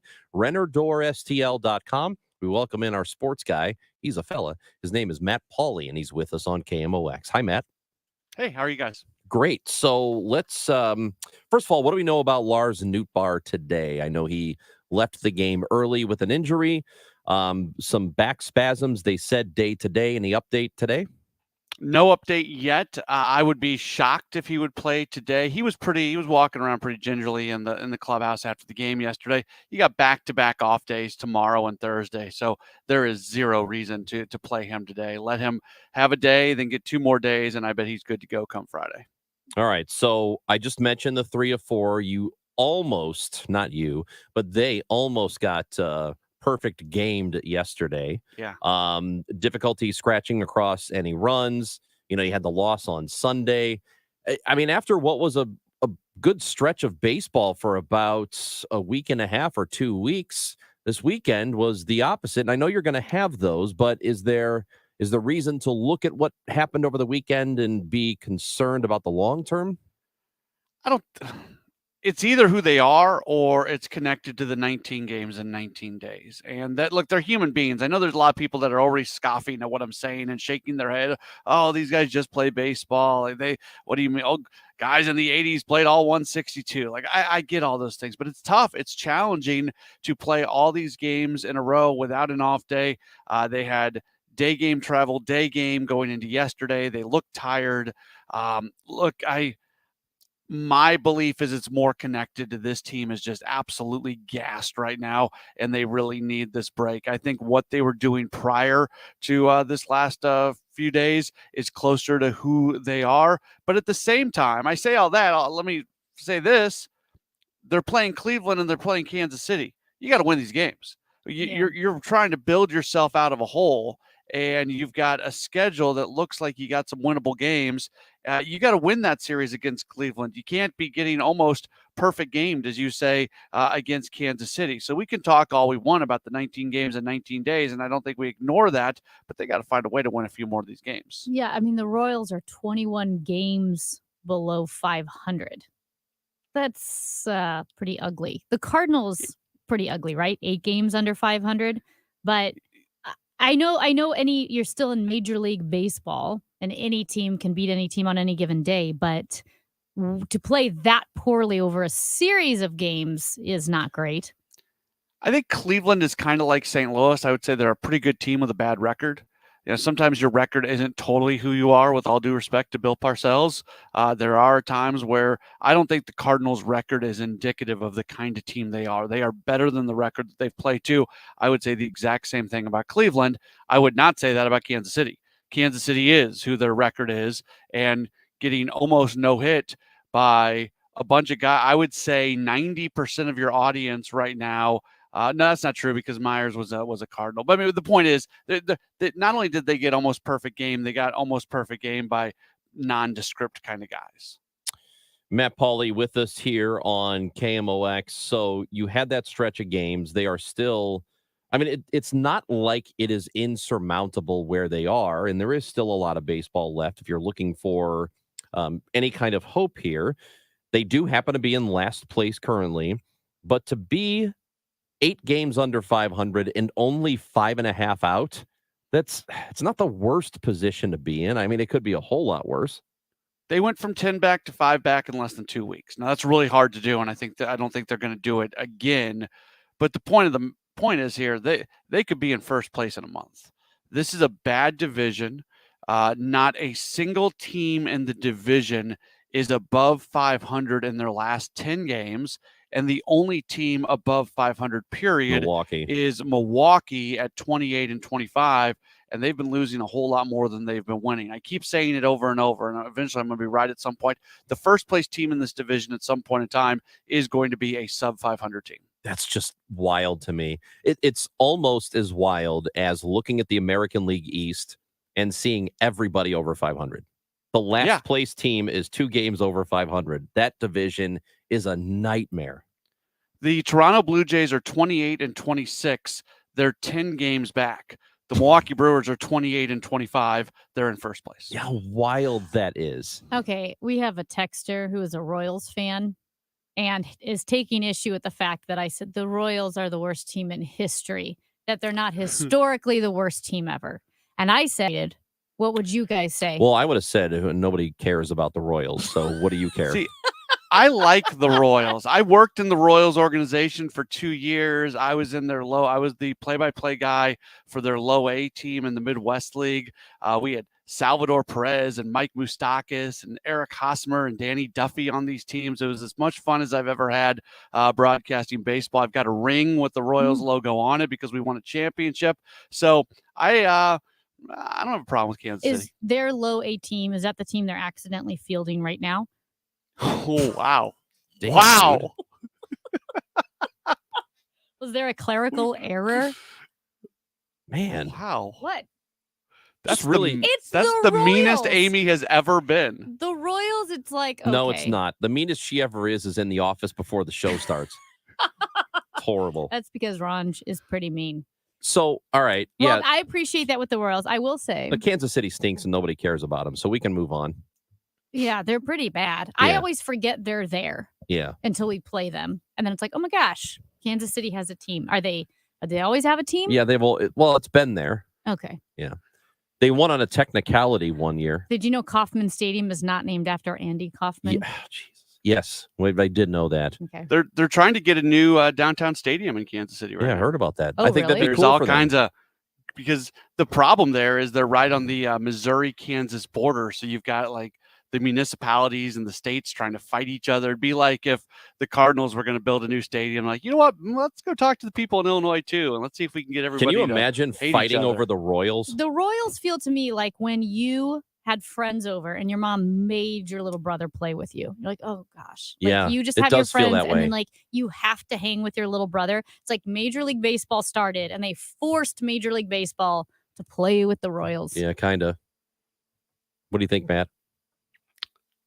I mean, Cardinals are clearly better than the Royals, but I like the Royals. I'm sorry. I like them. Let me ask you a question. There's good people there. There's good people. Matt, there's good people. That's There's good so people everywhere. condescending. Matt, There's some places where there's not good people. That is very true. Good point. Yeah. There is Philadelphia. Oh, stop it. What? There is a text message from a 435 wants to know, and I have an opinion on this, but I want to hear what yours is. How do they get offensive consistency when the lineup changes every day? More than half the guys don't know if they'll play on any given day. My personal feeling on the lineup is people make way too much of it always, and it is not unusual for lineups for any team. Every single team in baseball has a lineup that changes a lot. It's not exclusive to the Cardinals. Now, you've got a handful of guys who are going to be in the same spot in the order and where they're playing on the field most days. We make way too much of the order, like you said, way too much of the order. It's there are some things you like to see in a batting order. I get it, but it's one of those things that fans can kind of grab onto. And you know what? With all due respect to the texter, I hate the whole guys don't know if they're going to be in the lineup or not. They're going to walk in. You know what happens every single night before these guys are in bed? Tomorrow. Yeah, they receive a text message from the Cardinals with the next day's lineup in it. So anybody who ever says, oh, they show up to the ballpark not knowing if they're going to play or not, nope, that's not true. That is factually incorrect because they know the night before. Thank you, Matt, for setting this person straight. How dare they? Matt, do you like Peter Cetera? Okay, all right, that's enough. All right, this show is over. What? This segment is over. All she wants to do is talk about Peter Cetera because she listened to him. He's so who good. cares? You know how when Who you don't listen, you don't really listen to someone for a while, and then you start playing the songs and singing along, and you're like, oh my gosh, this is genius. This is so good. Why do I not listen to this more? Okay. I'm not familiar with the works of Yes, you Peter are. The Cetera. Chicago, he's in Chicago. He was. That's the band. You know, so I'm a fan of the show The Masked Singer. I'm sorry. I'm sure Ron is just going to shake his head at me now. Okay. And spoiler alert, if people are not totally ahead on what's going on this year, the winner of Masked Singer was someone I'd never heard of. I'm looking them up right now because I put them in my Pandora, and I've been listening to them a lot lately. Bishop. Oh, what? I was going to never. My question was going to be, is Matt Pauly about to name someone who's super famous? Bishop. Briggs. Bishop. I don't know. Briggs. Bishop Briggs. I'd never heard any of Bishop Briggs' work, and I've been listening to a lot of it lately, and I really like it. Okay. So kudos to the Masked Singer that they helped me find an artist that I was not familiar with. Thank you so much for that, Matt Pauly. Hope you enjoy the Masked Singer. Hope you win the Royals. We're going to go Bishop now. Briggs. Enjoy the ball game tonight. Pre-game show 5:50, 6:45 first pitch.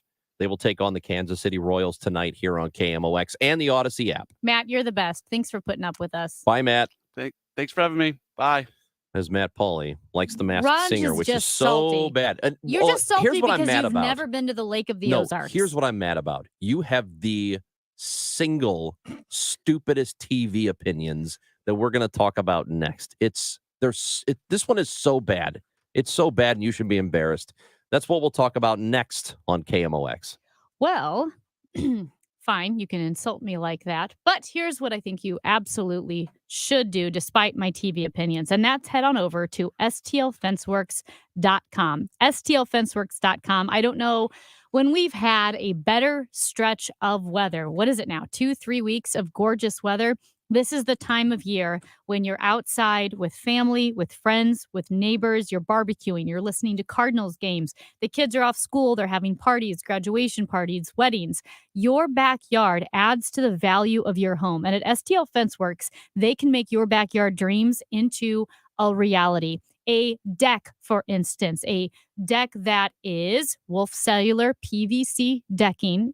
And it is the top maintenance-free decking in the United States that can add value to your home. So you're not just creating an outdoor space that is a place to gather. You're adding value to your home. And STL Fenceworks is the #1 distributor of Wolf Cellular PVC decking in the Midwest. It's proudly manufactured right here in the U.S. And as I mentioned, it's the #1 maintenance-free decking product in the country.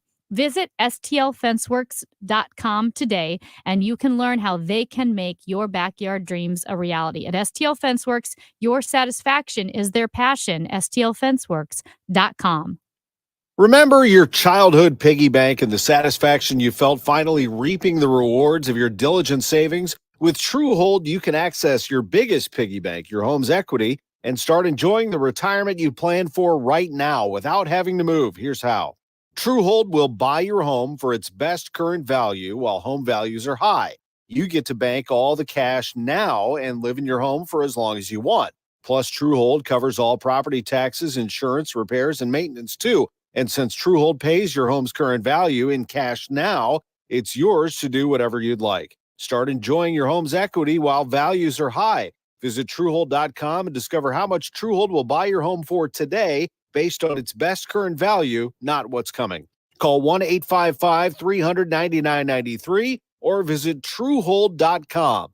The smarter, faster way to cash out on your home's value without moving.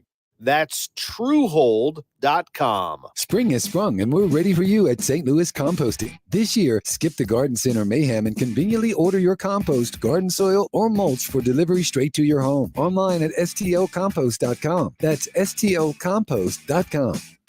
It's time for kickoff at the Pitch Athletic Club and Tavern at St. Louis Union Station.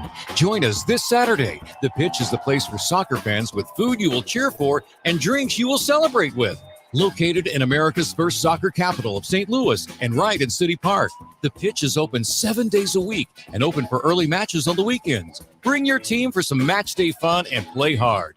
Welcome to the Pitch, soccer heaven in St. Louis. Visit our website at thepitch-stl.com. With an incredible inventory and selection, St. Charles Nissan is ready to make you a great deal. And now is the time to consider an electric vehicle. The new 2023 Nissan Ariya electric crossover SUV is definitely a great choice. No more gas stations or oil changes for you. And right now, get 0% APR financing on select Nissan models through May 31st. St. Charles Nissan, just a quarter mile east of Mid-Rivers Mall Drive, off 70, or online at stcharlesnissan.com. Your home or business is a reflection of you. Now, if you're looking to take it from middling to sizzling, you need the help of your local CertaPro painters and the power of pro. That's CertaPro's power of listening to your needs and delivering a customized project plan, and the power of doing the job right, on time, and within your budget. Contact CertaPro painters today at CertaPro.com. The power of pro. Each CertaPro painter's business is independently owned and operated. Hey guys, Glover here, and I see clearly thanks to Doctors Birdie and Malhotra, and you can too. Go to youridoc.com today or call 314-966-5000. The Alzheimer's Association provides free access to experts, disease-related information, and support services. Call 1-800-272-3900 or alz.org. Dude, I'm here for the show. What show? St. Louis, this is your show. The show. The show on KMOX.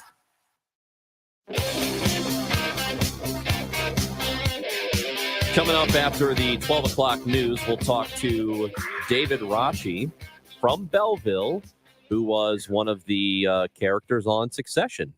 He played Carl on Succession, one of the executives in the Waystar Royco company. And there might be spoilers. So I don't know what you've been doing. It's been, like 40 hours since the finale happened. What have you been doing? You should have been watching it if you haven't already. You might want to hold off on the next segment and then come back and listen to it on the podcast later. But Amy, here's something happening right now. Just two quick things. One, 3 shows, probably the 3 shows I like the most, probably, that are out right now, are all ending within 48 hours of each other. So I have heard this refrain from multiple people, and they said it's pretty traumatic. It's wild. So Succession comes to an end on Sunday.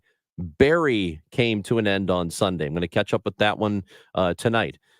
Ted Lasso probably is coming to an end tonight. I know they've kind of left it open-ended, like they don't know if there's going to be another season, but most people sort of feel like tonight's Ted Lasso will be it. There won't be any more. which bums me out. Mhm. I'm super bummed about it. I also like I Think You Should Leave, which is starting today. It's on released on Netflix today, so that's good. So all that had but already these been three written before the strike. yeah. But these three shows, I love these shows. Mm-hmm. And they're all ending in like 48 hours, which is crazy. It doesn't really happen like that. And this is the second thing, you have the stupidest opinion of Ted Lasso, and I want you to share it with me. It's so bad. Man, people are just Your opinion of this show Okay. is so bad. Okay, my opinion is I don't like it. Yeah, I think that's it's not depressing. why that's it. Say that again. I don't like Ted Lasso. I think it's depressing. What psychopath would watch that show Yeah. and when an episode's over go, I feel worse about myself than I did before? That's the one thing about Ted Lasso. The major appeal of the show Yeah. is while I'm watching it, I feel pretty good. And when it's over, I feel like I've had a really nice time. Yeah. And maybe I feel a little uplifted. You feel depressed. Yes. Everybody, oh my gosh, Amy, you're going to love this show. It's like Hallmark with maybe a few more bad words. That's all it is. It's a Hallmark show where they occasionally cuss. You're going to love it. It reminds me of you. You remind me of Ted Lasso. You're just so optimistic. You're going to love it. Blah, blah, blah. So I watched the first season and maybe a few episodes of the second season, and I hate it. I just find it depressing. Everyone's unhappy. There's kind of this hopeless vibe about it. It's strangely dark. It's a dark show couched in ersatz optimism. I don't understand how you can reach the conclusion that it's depressing. I know. There are people who are that's where the optimism comes from, is that all of these people on the show are imperfect and unhappy. They're imperfect and they have some unhappiness, but they find happiness in each other and how good one another, like they are to one another.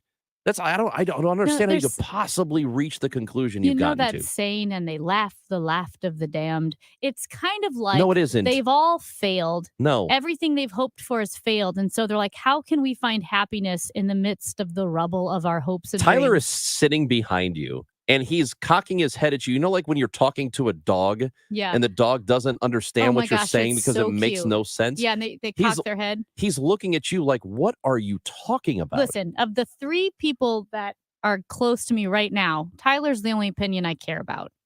And he thinks you sound ridiculous. Yeah.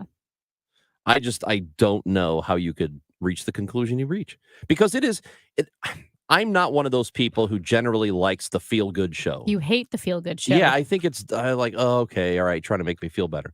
But when I watch it, I honestly, when it's over, I feel like, oh, that was sweet. I feel it was like a cute show. It was adorable. I like it. Ted Lasso is Makes me feel good.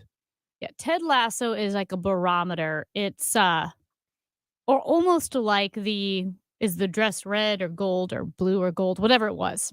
No, it's not. It's a binary distinction. And if you're a horrible person, you watch Ted Lasso and think it's uplifting and great. And if you are a good person, you watch it and find it depressing.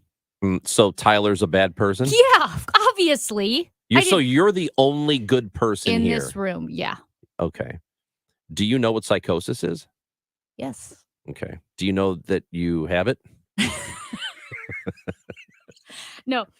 Listen, and I jokingly say that because a lot of friends and a lot of good people love Ted Lasso. I am, to my You think you're the knowledge- best person of all of your No, friends. I am, to my knowledge, the only person who finds it depressing. So then have you even considered the possibility that maybe it's you? Yeah.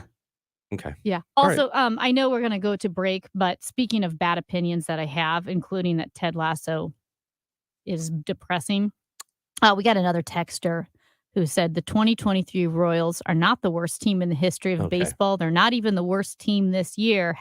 # Oakland A's, longtime listener, first time texter.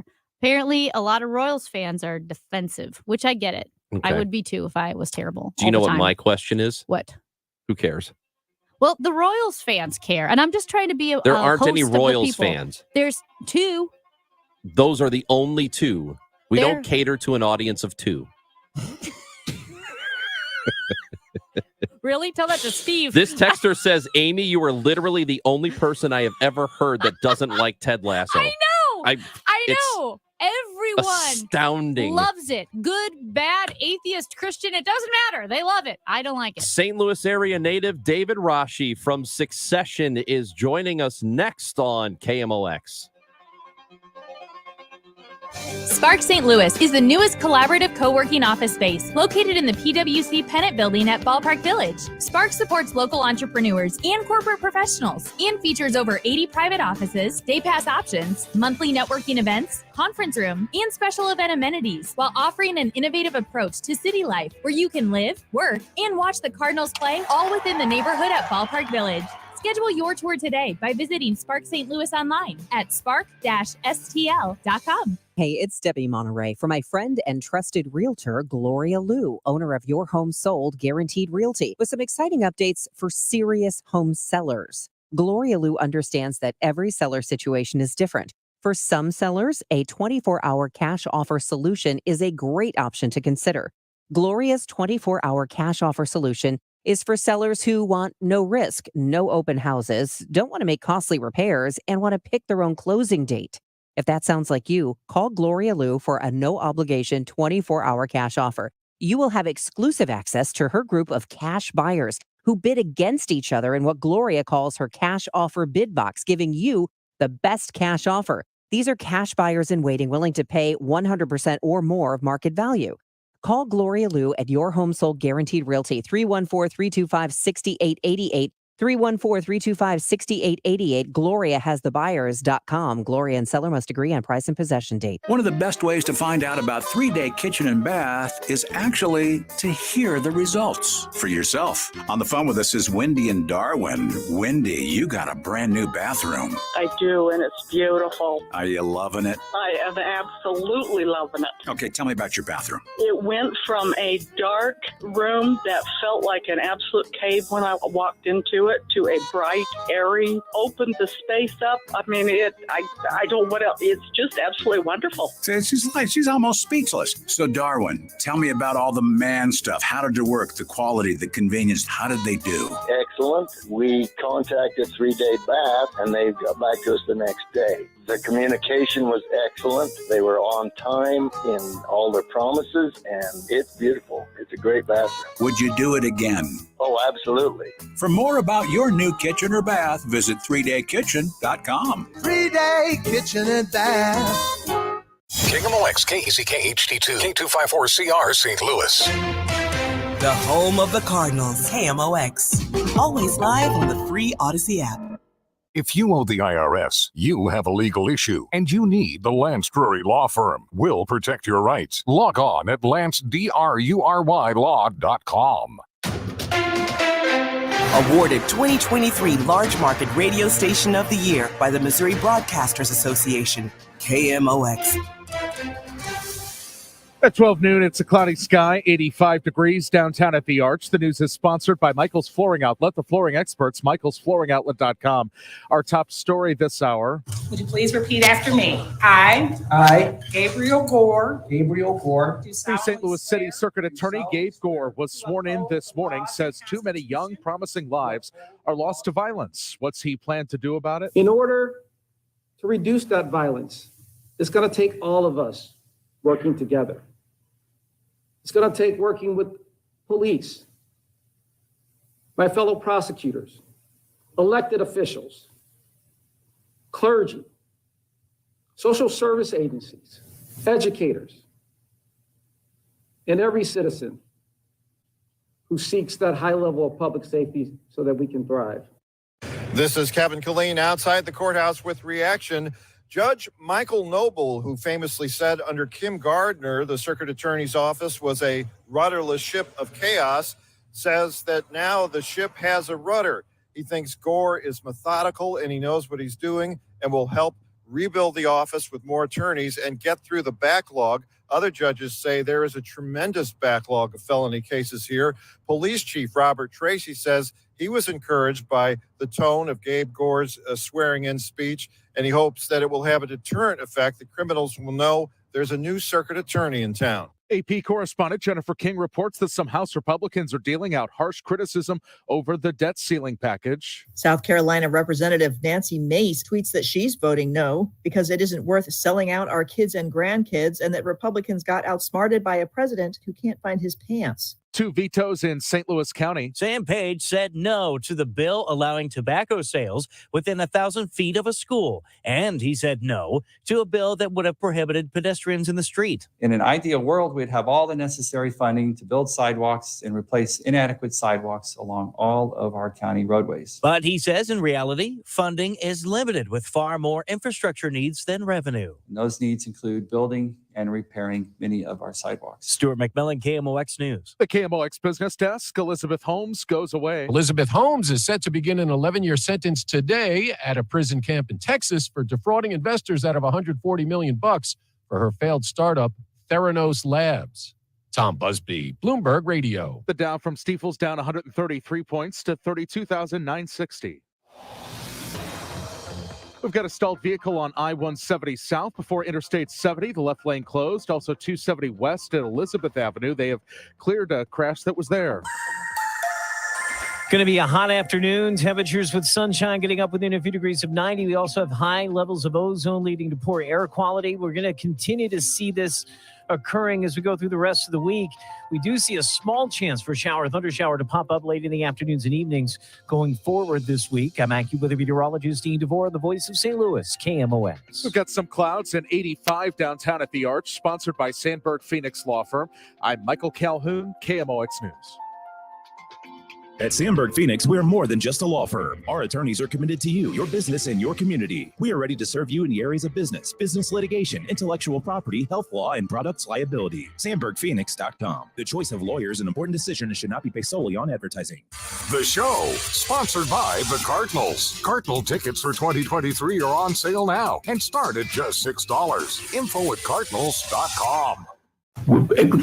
Can I frame the question for you, but as a friend? Sure. Just so you'd be prepared. The negative case would go, you're a clumsy interloper and no one trusts you. The only guy pulling for you is dead. And now you're just married to the ex-boss's daughter and she doesn't even like you. And you are fair and squarely. Jesus, Carl.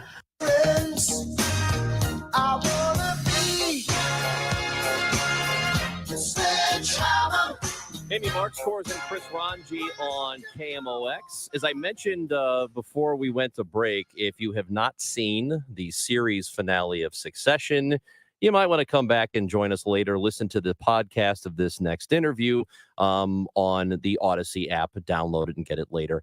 But right now, we go to the Quiver River Electric guest line. We welcome in actor and Belleville native, St. Louis area native, David Rashi, who plays Carl Muller on Succession. And David is with us this afternoon on KMOX. David, we appreciate you being on. How are you doing? I'm good, fine. Yes, I was born at Deaconess Hospital. Is that right? In St. Louis, yes. My uncle was the administrator of Deaconess Hospital. Yep. Yeah, I was born right there. And so you went to Belleville West, is that correct? Well, it was, Belleville West. There was only one at the time. Okay. It was called Belleville Township High School at the time. But yes, I did. That's awesome. I grew up in Granite City, so I've been to Belleville a lot. Yeah. We played sports, so we were always in Belleville, and then they came and visited us. Yeah. Well, I never really did grow up, but I enlarged in Belleville. Okay. Very good. You know, that scene that we just played happened a couple of episodes ago. And one of the things I like about the show, probably because there's something wrong with me, is the insults are unbelievably good. And a lot of the characters on the show insult each other. And that might have been one of the best insults of the entire series, and you got to deliver it. I am the grateful beneficiary of some great writing. That was Georgia Pritchett and Jesse Armstrong. Yeah, that's the one thing about being on that show is people think, gosh, you're so smart. Well, it's just because you say those things. I didn't write them, I didn't. You just said them. And that's with the writer's strike going on now. There's this weird it's very confusing because you have such good writing, and this show comes to an end, and the writing on it is spectacular, and how Hollywood doesn't really value the writing as much as it should. I mean, the people do, but it seems like the companies don't. Well, we were very lucky to be involved with this show. I think everybody's really deeply grateful. You can't make a show like this happen. It just happens, and then all of a sudden it gets discovered. But even after the first season, Jesse Armstrong said to me, "Oh, David, sorry you didn't have more to do, but you never know, there might be a second season." So, at that point, everybody was hoping there would be a second season. I don't think no one knew this show would take off in quite the way that it did. But I think the way they shoot it is a bunch of ways. That what they do is they'll have you shoot the whole scene as they wrote it. And then a lot of times they'll say, they'll alternative. They'll say, "We'll say this instead." They'll throw that at you. And then at the very end, they do one take, and you can just say whatever you want to. But it's pretty hard to improve upon the writing because they are such wordsmiths. It's marvelous writing. I don't know. We're just so lucky to be a part of it. Yeah, I know that there was some ability to ad lib, and I guess there is on a lot of different projects. But how much of that was there really? Because I've heard stories about some of the actors, Kendall and Roman kind of going at each other, and these insults coming out of nowhere, and they're thinking, "Man, where did that come from?" Stuff like that. So how much freedom was there? Total, complete freedom. The thing is, you have to shoot it the way they wrote it once. Right. So they do that. They'll turn the cameras on and you'll shoot it just exactly the way they wrote it. And they'll get all the angles they want. And then when that's finished, they'll say, "All right, then, let's do a free one," or something like that. And that means you can really just say whatever you want to because they don't have to use it. But there's total freedom. And then again, not right. Because they want you to say what they wrote. But then you get a chance to say what you want to. So there's both. That's the way they do it. When you talk about the freedom, like you said, on those shots, when you do get that, you are friends in real life with Peter Friedman, who plays Frank Vernon. And how much does your off-air friendship play into those moments when you can really play off of each other and their characters? Well, I think that they end up getting something for free because we don't have to invent a relationship, he and I. We already have one. And, he's a delightful person. And you get the feeling that we've known each other a long time, and that's because we have. I mean, I've known him for, 50 years, a very, very long time for the North. And he's very bright. And, the producer said, he gave a little talk, I guess, at the end of the third season. And he said that he's never been involved in a project where so many people are working at the top of their game. And that's the truth. I mean, everybody is just trying 1,000%. The crew is always there. The wardrobe is always there. The props are just right. Everybody, the writing is terrific. Everybody knows their lines. Everybody's really at the top. And I think that the thing that surprised me was I read an article in the British newspaper, The Guardian, which was by Jesse Armstrong. I don't know if you read it, but if you didn't, you should look it up because he talks about how it first became a series. And they do like 30 drafts. 30 to 50. Yeah. 30 to 50. I mean, the amount of energy, the amount of precision and investigation, the number of hours that they spend writing these things is really, it's not like it's not an accident, this show, now that you said it was. But I cannot tell you how they are there 24 hours a day for months before.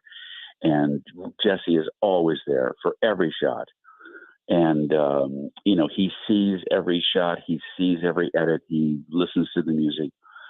it's just a tremendous amount of work that is put into it. We're talking with actor David Rashi, who is from the St. Louis area. He played Carl on Succession. And, we talked about the writers and how incredible the writing was. Mm-hmm. There are zero mediocre actors on this show. I'm serious. I mean, you could watch any movie or TV show and think, that guy's not very good. There were zero people on that show who were not, nobody mediocre. Everybody was outstanding. I think that's a tribute to the casting directors, for one thing. A.V. Kaufman is the casting director now. I mean, that doesn't happen by accident either. And the directors, I mean, I suppose, well, no, the directors certainly probably wouldn't. But Jesse, as the producer, might say, I saw so-and-so, and he's pretty good, and let's take a look at him. But it's Doug Abel and Maisel and A.V. Kaufman, who are the casting directors, and that's what they do. And they are the best. I mean, A.V. Kaufman and Doug Abel certainly are some of the best casting directors in the city and in the business. And they watch everything, they see everything, they know everyone, and they have an uncanny ability to cast, because they don't know what you'll do, right? They can cast, somebody in this role, and they've never seen them do it. No one has. But they know their body of work, and they trust that they'll be able to do it. Anyway, I absolutely totally agree. And I don't think anyone has been shown off better this year than certainly Sarah Snook. My goodness. It's just breathtaking, so good, isn't it? Yeah. Gee whiz. I mean, it's just, it really is remarkable. And Kieran Culkin, I think this has been a wonderful year for him. And it's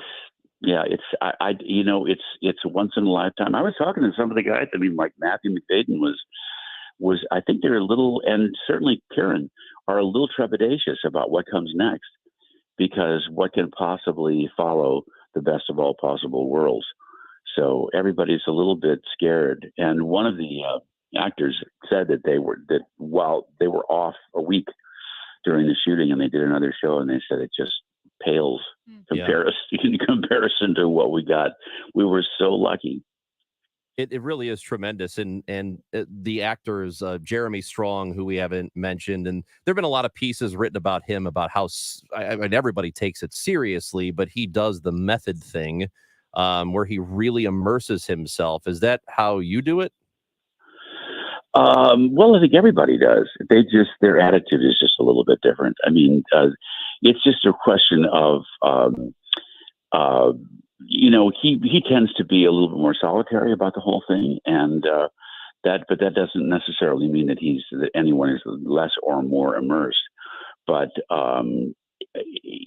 everybody has their own sort of method. I think some people are just absolute naturals, and they just never take a class.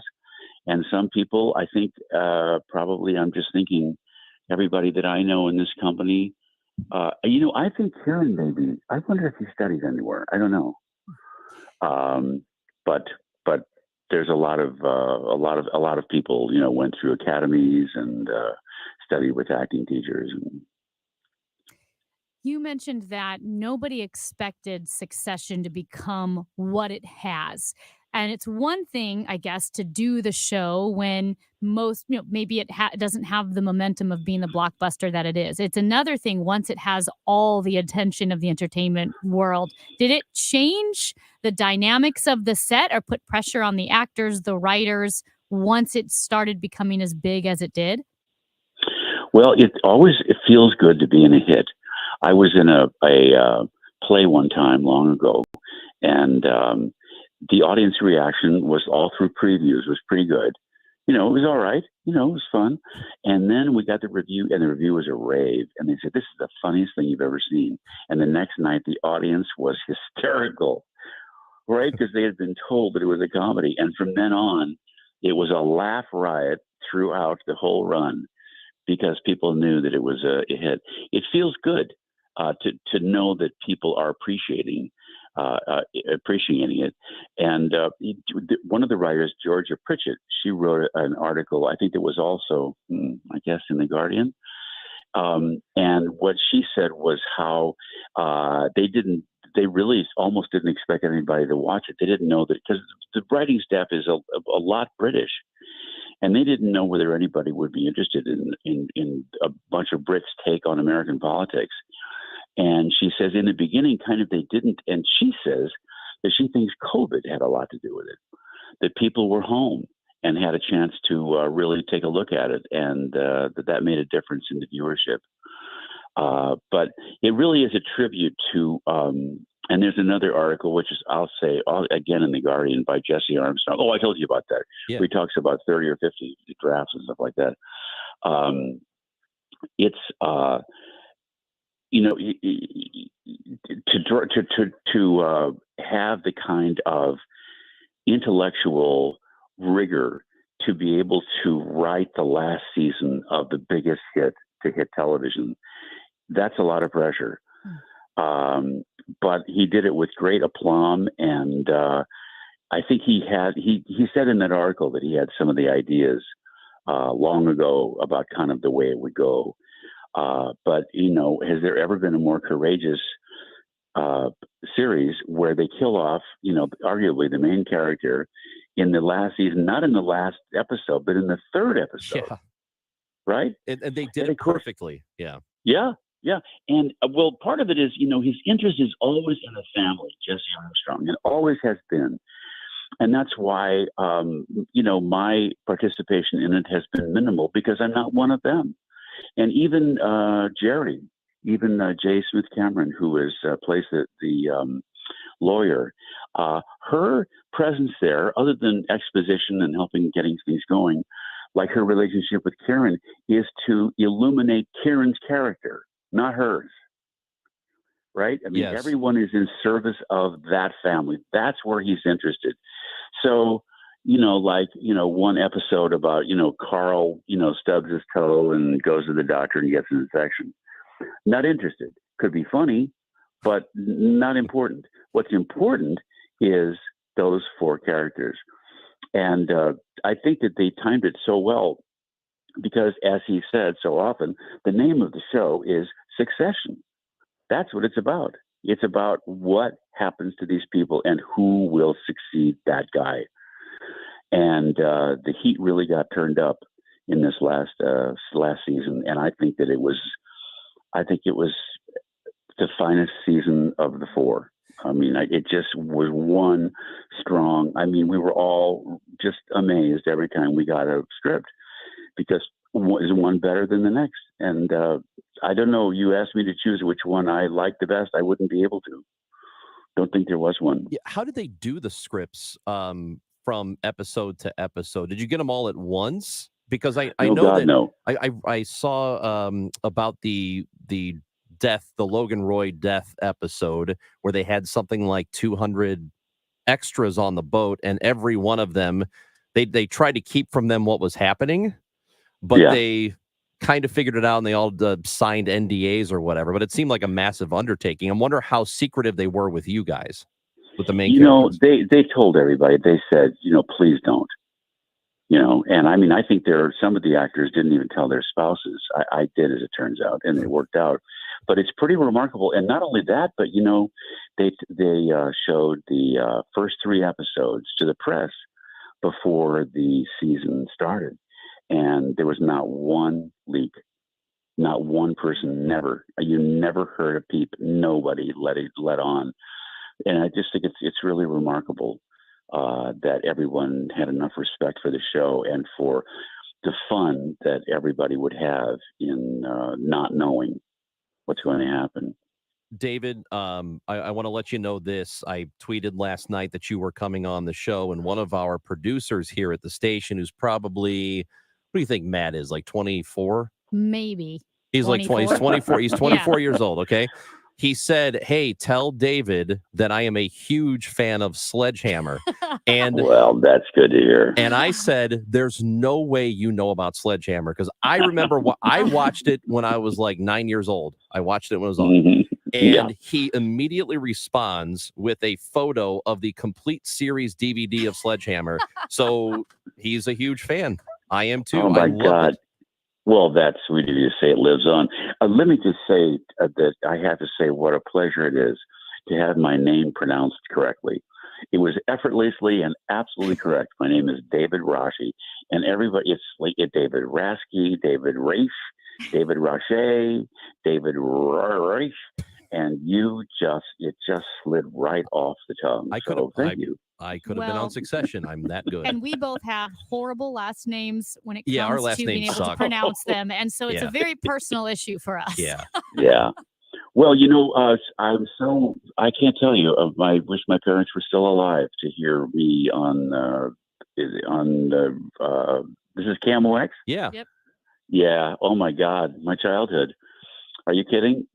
Forever. I mean, St. Louis was the big city for us, because we lived in Belleville. In those days, there wasn't, oh God, I don't even know what are the names of the roads. I don't know what the numbers are, but there was a 2-lane highway, maybe 4 going to St. Louis. Not much, and it was a very special time. We would go there at Christmas, and that's when Stix, Bear, and Fuller was there. Oh yeah, and Fellner, yeah, and let's see, Stix for the famous bar. Yep.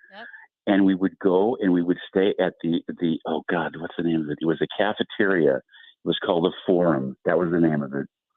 It was called the Forum. Yep, it was a cafeteria, and you got a tray, and you went on a thing, and you pointed to a thing, and they would put it up on top of the steam table, and there were guys with big puffy white hats, and we would eat at the Forum. We never ate out. Never ate in a restaurant. Never, just didn't happen. No one did much. And then we would go and see the windows at Stix, Bear, and Fuller and famous bar, and of course in Stix, Bear, and Fuller there was Santa, and then there was SBF, Santa's best friend. Yeah, that was a girl, a woman. Yes, Mrs. Claus, SBF, Santa's best friend. And we would see Santa Claus, and we would go to the store, and we would look at the windows. The dog, look, he looks like he's actually breathing. Oh man, look at that dog! And the fantastic windows. That was probably one of the highlights of our year when we were kids going to St. Louis. Well, we need to get you back in the Midwest and get you to a Cardinals game. So you let us know when you want to do it, and we'll take care of it. Okay, you got a deal there. Well, I was there when Stan Musial was going on. That's right. Yeah. There's a statue and everything here. You can come see the statue. I don't know the last time you've been in town, but they would love to have you. Yeah, but that'd be great. Yeah, St. Louis is very dear. My dad was born there, so very, very. My grandpa was a preacher and had a church there, St. Paul's.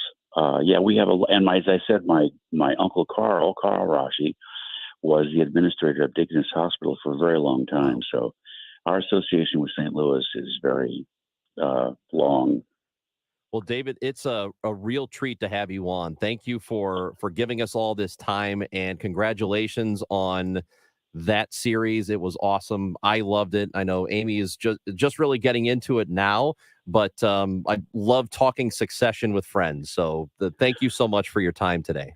Not at all. So really, it was a pleasure to do, and thank you so much for asking me. And I love Sledgehammer nice talking too. To you. Oh, terrific! I Good love to hear. Sledgehammer. Very good to hear. Thank all you, right. David.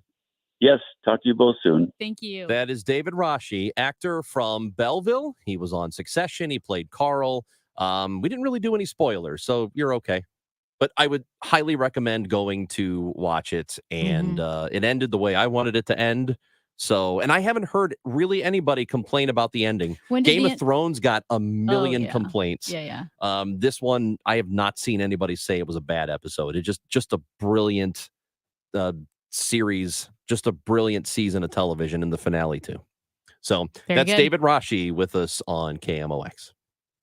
Well, the Ophthalmology Associates, they are the doctor's doctors. That would be Doctors Greg Birdie, Dr. Ranjit Malhotra, Dr. Robert Brusati, and Dr. Andy Royer. They're called the doctor's doctors because they have treated more than 250 doctors, and that is more than any other practice. That's because they are experts in the diagnosis and treatment of diseases of the eye. That includes dry eye, allergy eyes, cataracts, macular degeneration, glaucoma, as well as LASIK surgery. They are cornea surgeons.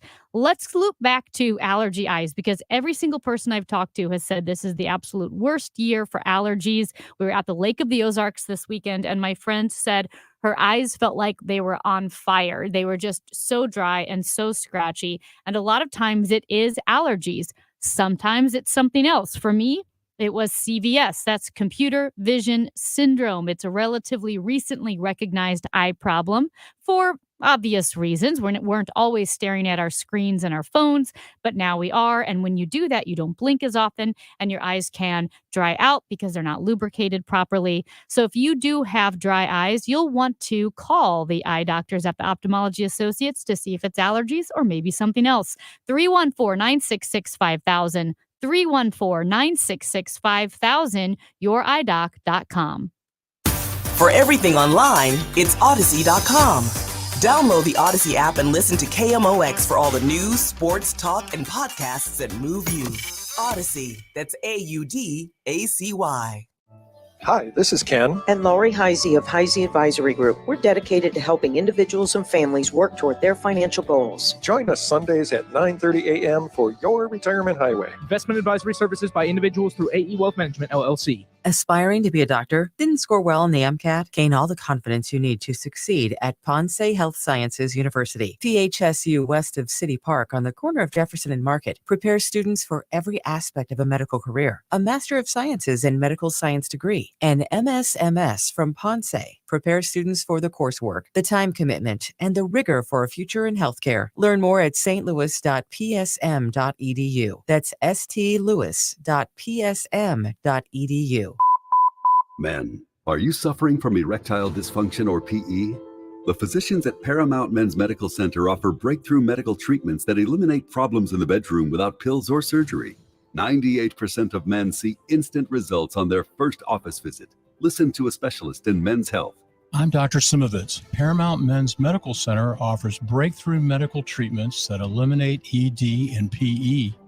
Men are even lasting 90 minutes or longer, regardless of age or medical history. But that's not all. For a limited time only, call Paramount Men's Medical Center now and your initial consultation and first treatment with our physicians are completely free. You'll see instant results right in the office. You'll even get a gift that enhances your performance in the bedroom. All this worth hundreds of dollars is free if you call now. 314-720-8081. 314-720-8081.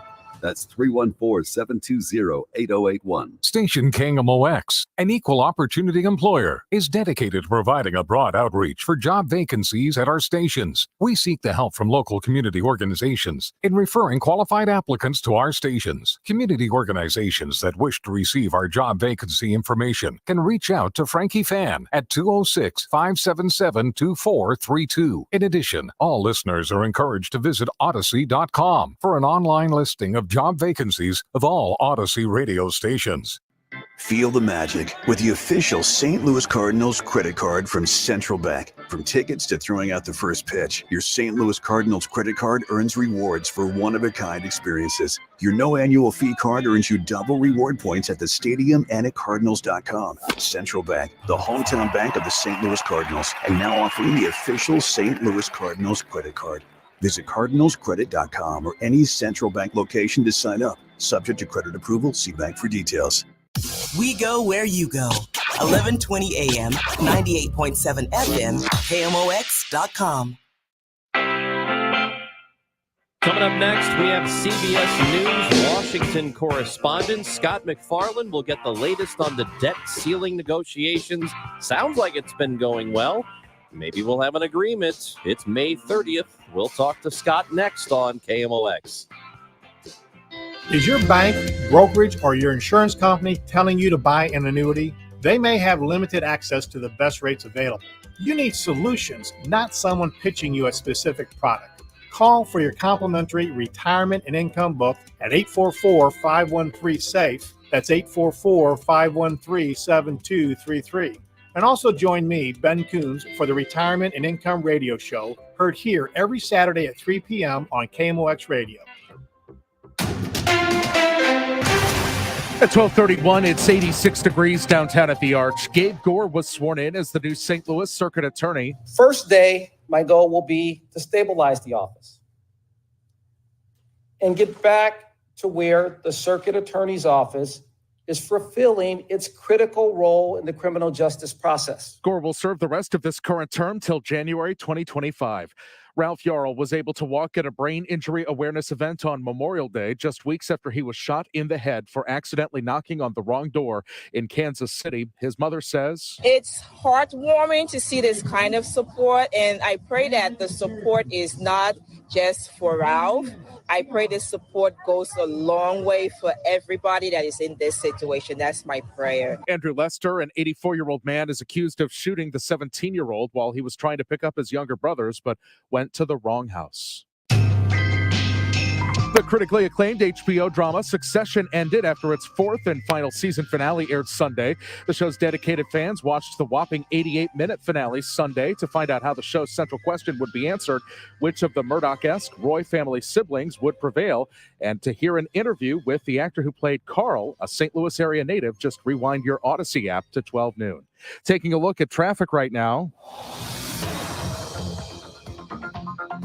We've got some slow-moving road work on 364 going east before 94. The right lane is closed. Also, a two-vehicle crash on 55 south before Bayless. The right lane is closed.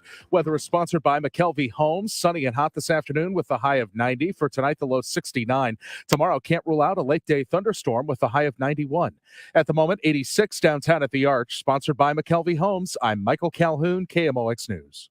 McKelvey Homes sold 30 homes in the first quarter and donated $1,898 per home. That's $56,940. We are doing it again for Independence Center and will donate $1,898 per home sold now through June 30th. Visit McKelveyHomes.com to learn more. Her Music, Our Memories. Beautiful. The Carole King musical premieres at the Muni through June 18th. Sponsored by Emerson. For tickets, muni.org. Meet me at the Muni in Forest Park. Broadcasting from the Underline Tree Lawyers, GetJim.com studios. KMOX. If you've fallen out of love with your home, maybe you just need a refresh. Contact CertaPro Painters and we'll put the power of pro to work for you. That's CertaPro's power to transform living rooms and rejuvenate kitchens. The power to get the job done right, on time, and within your budget. Get that lovin' feeling back with the help of CertaPro Painters. Start your project at CertaPro.com. The power of pro. Each CertaPro Painters business is independently owned and operated. Show me hope, St. Louis, because the stress and anxiety following disasters can be challenging. Show me hope, St. Louis, because you are never alone. Show me hope, St. Louis, because resources from the Missouri Department of Mental Health are available to help you manage stress and get the support you need. If you are impacted by the recent floods in St. Louis, the Show Me Hope Crisis Counseling Program is here with support for yourself or a loved one. Find local providers at moshowmehope.org. Opera Theater of St. Louis invite you to experience A Night at the Opera. Timeless tales crafted with sight and sound. The exhilaration of being whisked away. An ancient art reimagined by innovative storytellers in a modern setting. What is opera? Think of the greatest novels, unforgettable characters, stunning plot twists, heartbreaking tragedies, and epic romances. Now, imagine them set to music and brought to life in front of you. At Opera Theater of St. Louis, we deliver cutting-edge entertainment for modern audiences, and we welcome newcomers, designing shows to be approachable, accessible, and just plain enjoyable. Our storytellers have reimagined the genre, inspiring us to rethink the setting. Our experience stretches beyond the confines of the stage. Start with an intimate picnic in lush gardens and cap your night off with moonlit drinks among friends. Learn what it means to experience A Night at the Opera. Visit experienceopera.org. Find out what's happening with your Redbirds from the manager himself, Oliver Marmol. Sunday mornings at 10:15 on Sports on a Sunday morning, and Wednesday mornings at 9:50. The Ollie Marmol Show on Cardinals Radio, KMOX.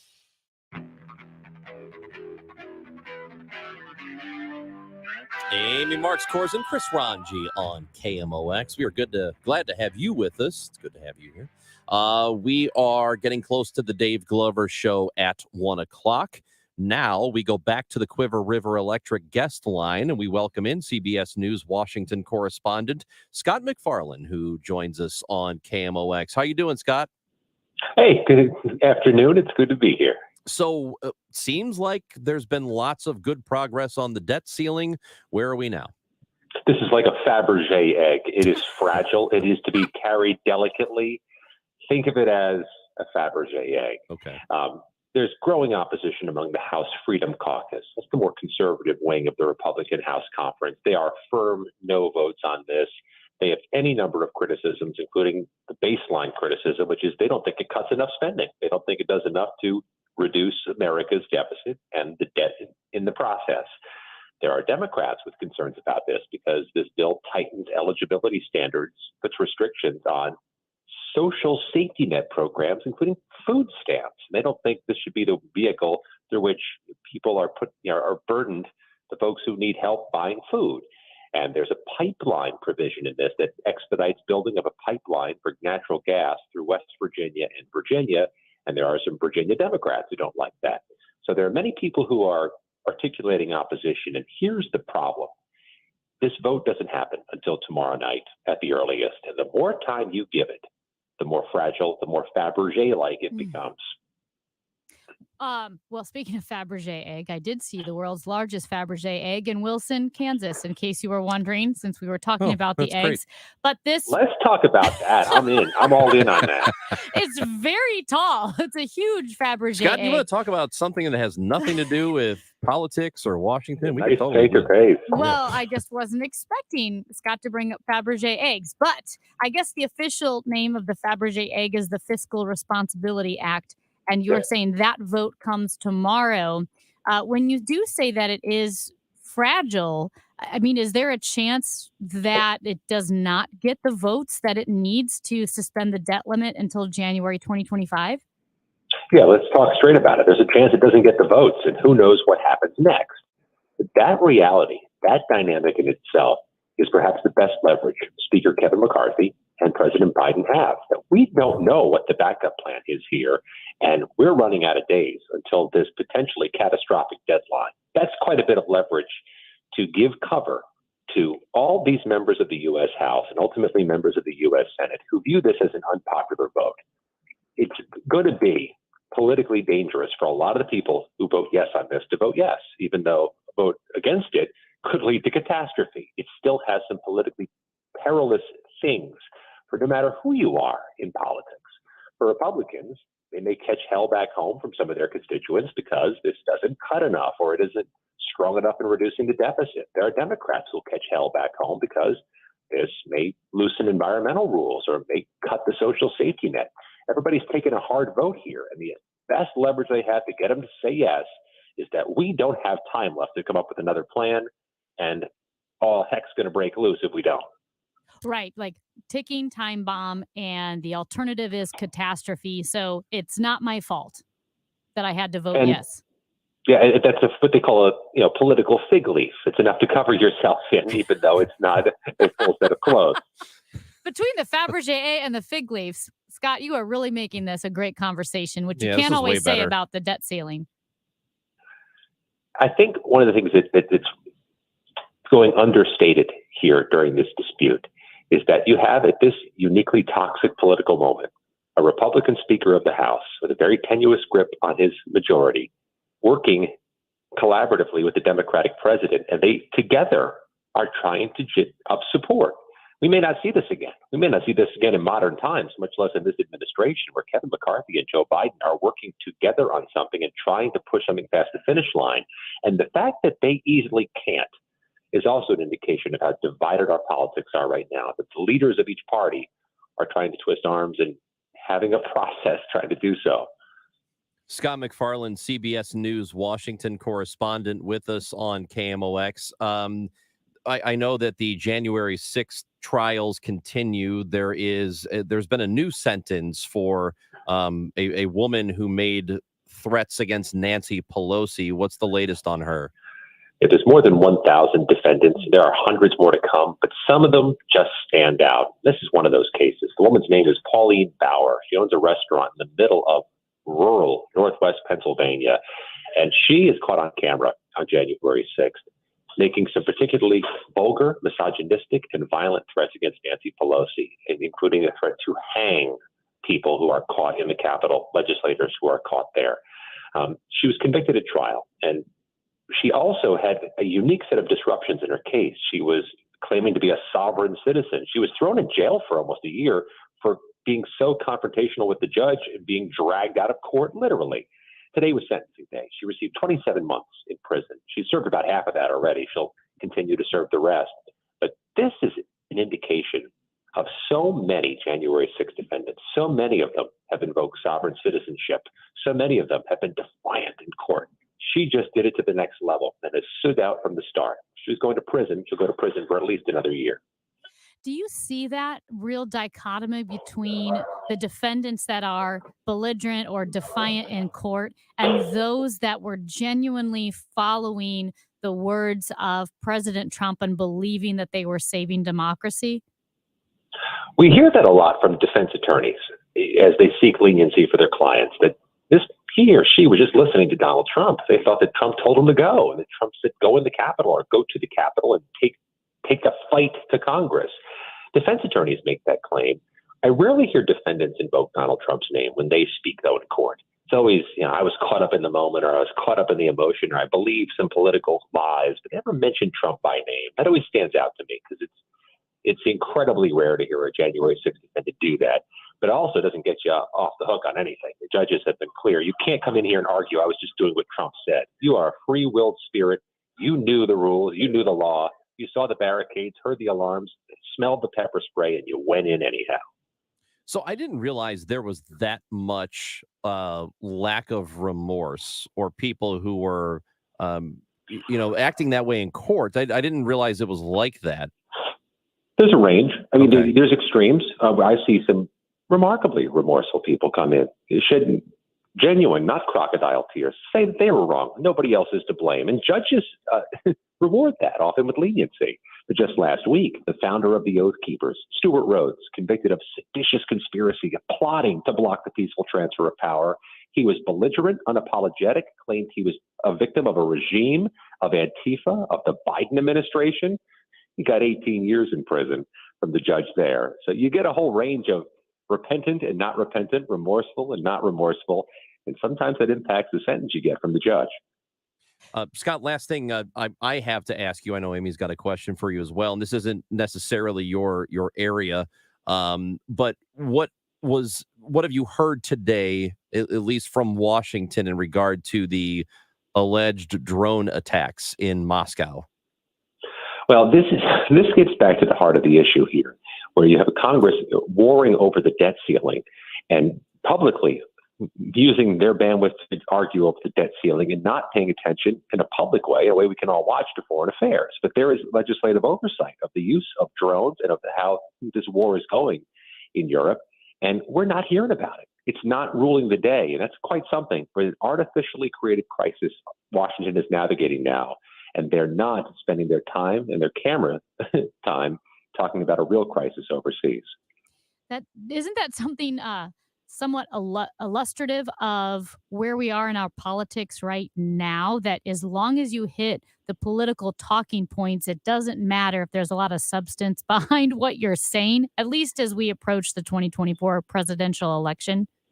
When you see these other crises overseas, too, it really buttresses the argument so many Democrats are making of, let's just get rid of this debt ceiling. Most first world nations don't have one. There's no point to it. All it does is create a crisis atmosphere. It doesn't reduce the debt. And here we are with an artificial crisis that is ruling the day and commanding all of our attention, perhaps too much of it. We should either get rid of the debt ceiling or all of us get in the car and go to Wilson, Kansas and look at the egg.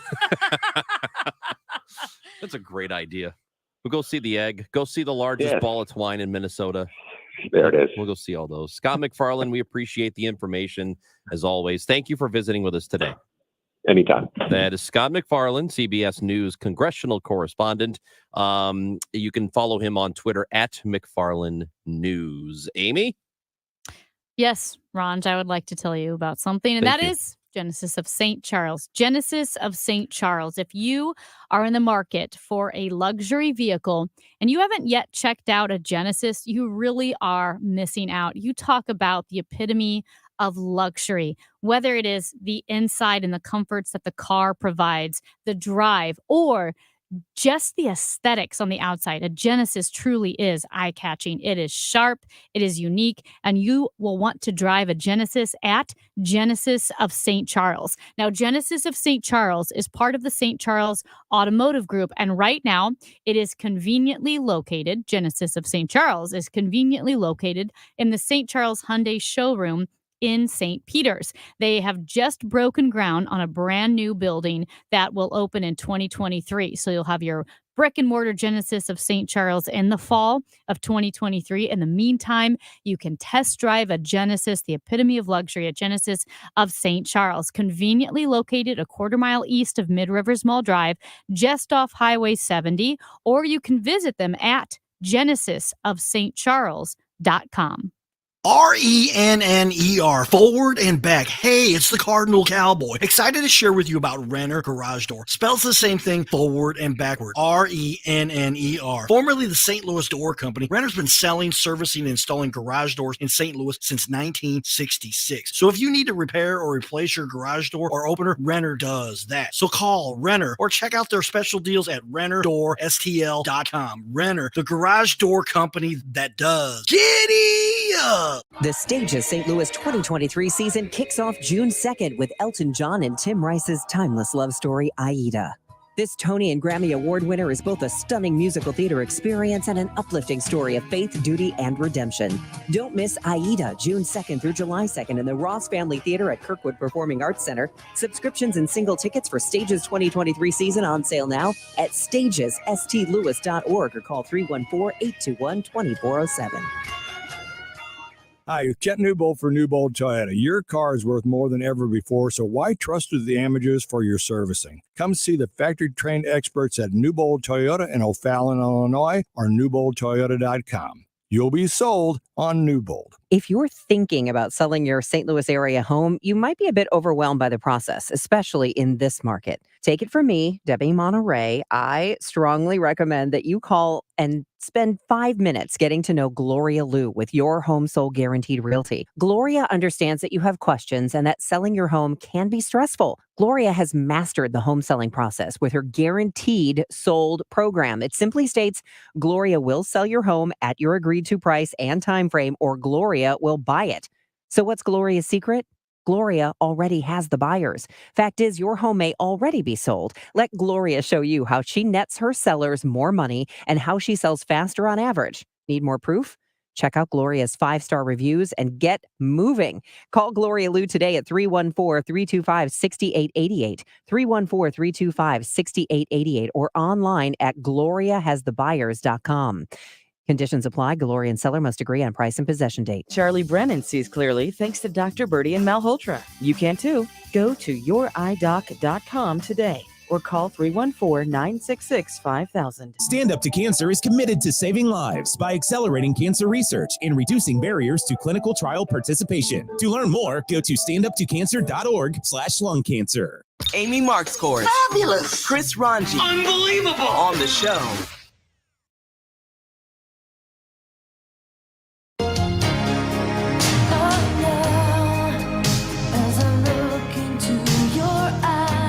Happy now? I mean, been crying about Peter Cetera all day. well, and this is Peter Cetera and Amy Grant. Oh yeah, you don't like Amy Grant anymore She's my favorite. because she left. What are you talking about? She stopped doing. Was it Christian music? She No. stopped doing, and then Guys, all I'm the so people sorry. were mad This is at her. what happens when a guy who has no idea what he's talking about. No, it's starts true. She talking. went mainstream back in the day, and when she she went didn't go- mainstream, No, she wore a leather print jacket. that's what it was. That's what they blazer. were mad about. Yeah. Ranj, So then, we are they mad at leopards? No, Ranj, They were leopard print. we lost a listener. Why? I mean, she didn't die. We just Oh. lost a listener. Not rest in peace. Not rest in peace. No, she is a Royals fan, Oh, and she is So that's 3. livid. I With? mean, livid at you. that I was making fun of the Royals and talking about how bad they are because they're 21 games under 500. She was so angry, she called Tyler, who sits behind the glass and answers the phone. It really catches all the flack from our angry listeners. Yep. And she was genuinely offended. She said that she lives in St. Louis, but she's from Kansas City. And the Royals are her number 1 and the Cardinals are her number 2. And she would expect the same from me, that the Cardinals should be my number 1 and the Royals should be number 2. She is so offended and so angry that she said she will never, ever listen to the show again. Well, if she happens to have been lying about that and is still listening now, I would like to know what makes this lady think that any Cardinals fan who's been alive for more than 35 years, 40 years, would even consider rooting for the Kansas City Royals. Does Don Denkinger mean anything to you, lady? Clearly not. Do you watch sports? Do you understand how rivalries work? Yeah, I don't even understand. And by the way, home of the Chiefs, KMOX, I don't even understand why people here have decided they're Chiefs fans now that we don't have the Rams. Yeah. What is that all about? Well, I get that. Why? Because it's Kansas City, Missouri. So? A lot of people were Chiefs fans before. Yeah, why? And then because we had the Cardinals too. Yeah. I mean, don't know. they were here. I don't know if they were present. Yeah, but the Cardinals were here. They were here in name. Yeah, the football Cardinals were here in name. I remember when I was a kid, we had a teacher. I had a really good grade school teacher, and Mrs. Lignell, and she loved the football Cardinals. So she would give us math lessons on Mondays after games, and she would use numbers from the game, scores, whatever, to teach a math lesson. And I remember thinking, who is watching this football team? Right. I'm like, my teacher must be the only person watching this team. Here's a math lesson. If the Royals have 17 wins and 38 losses, how many games below 500 are the Royals? 17 and 38? Yeah. 21. That's right. They're 21 games below 500. Okay. So, but they're not the worst. They're just really, really bad. Yeah. I think the Oakland A's are trying to get out of town. The Oakland A's are 11-45. Yeah, they're bad. Wow. This is what bothers me about how these owners, these billionaire owners like John Fisher, can mismanage a baseball team for 20 years, refuse to invest in it at all, and his reward is, oh yeah, you can move to Vegas now. Yeah. Go to Las Vegas. We're going to let you move your team. That's the reward for being terrible as an owner. Your reward is to move to Las Vegas. Yeah, it's messed up. Here's what I would tell people, man, never feel bad about owners when they talk about not having money. When team owners of any team talk about how difficult it is to pay for this or how expensive, stop it. Stop it. Because every single sports owner of any of the major franchises, soccer or not soccer, I can't speak to that yet because MLS is relatively new, but baseball, football, NFL, NBA, there's not a single owner that has bought a team and that team is now worth less than when they bought it. Yeah. They all make money off that team. Every single one of them. So when they cry poor, I got no use for that. Yeah. Okay. No, I know this is not the point, but are they building the A's a new stadium on the Vegas Strip? Did I hear that? I don't know who's financing it. I don't know what the deal. I haven't read that much about it yet. It's still kind of in the works. It's not like done, but it's probably going to get done. I'm sure there's going to be some public financing for it. He's not just moving the team and building it all himself, I promise you. Yeah. Well, I do know that there was legislation that Nevada's cost would be capped at $380 million for the stadium. Okay. It's a decent chunk. Yeah, it's a decent stadium. I didn't know the A's originated in Kansas City. I had sure no did. idea. Stick around, kid. I had Teach no you a thing idea. or two. I know. Were they called the A's in Kansas City? Yeah. Kansas City Athletics. Was it really? Yeah. I had no idea. You don't know about that? No. What's the matter with you? Well, I don't really pay attention to Kansas City. You know where the Colts used to be? Kansas City. Baltimore. Oh. Well, that I knew. You didn't know that? Yes, I did. You did not know the Baltimore Colts were a That thing. I did know. You're such a liar. No, I promise I knew it. Here's a text message. It says, I'm not a Chiefs fan. I refuse to be a Chiefs fan. Why? Good. I like the Chiefs. I get it. I'm a Chiefs fan. I get it. The Chiefs are totally different than the Royals.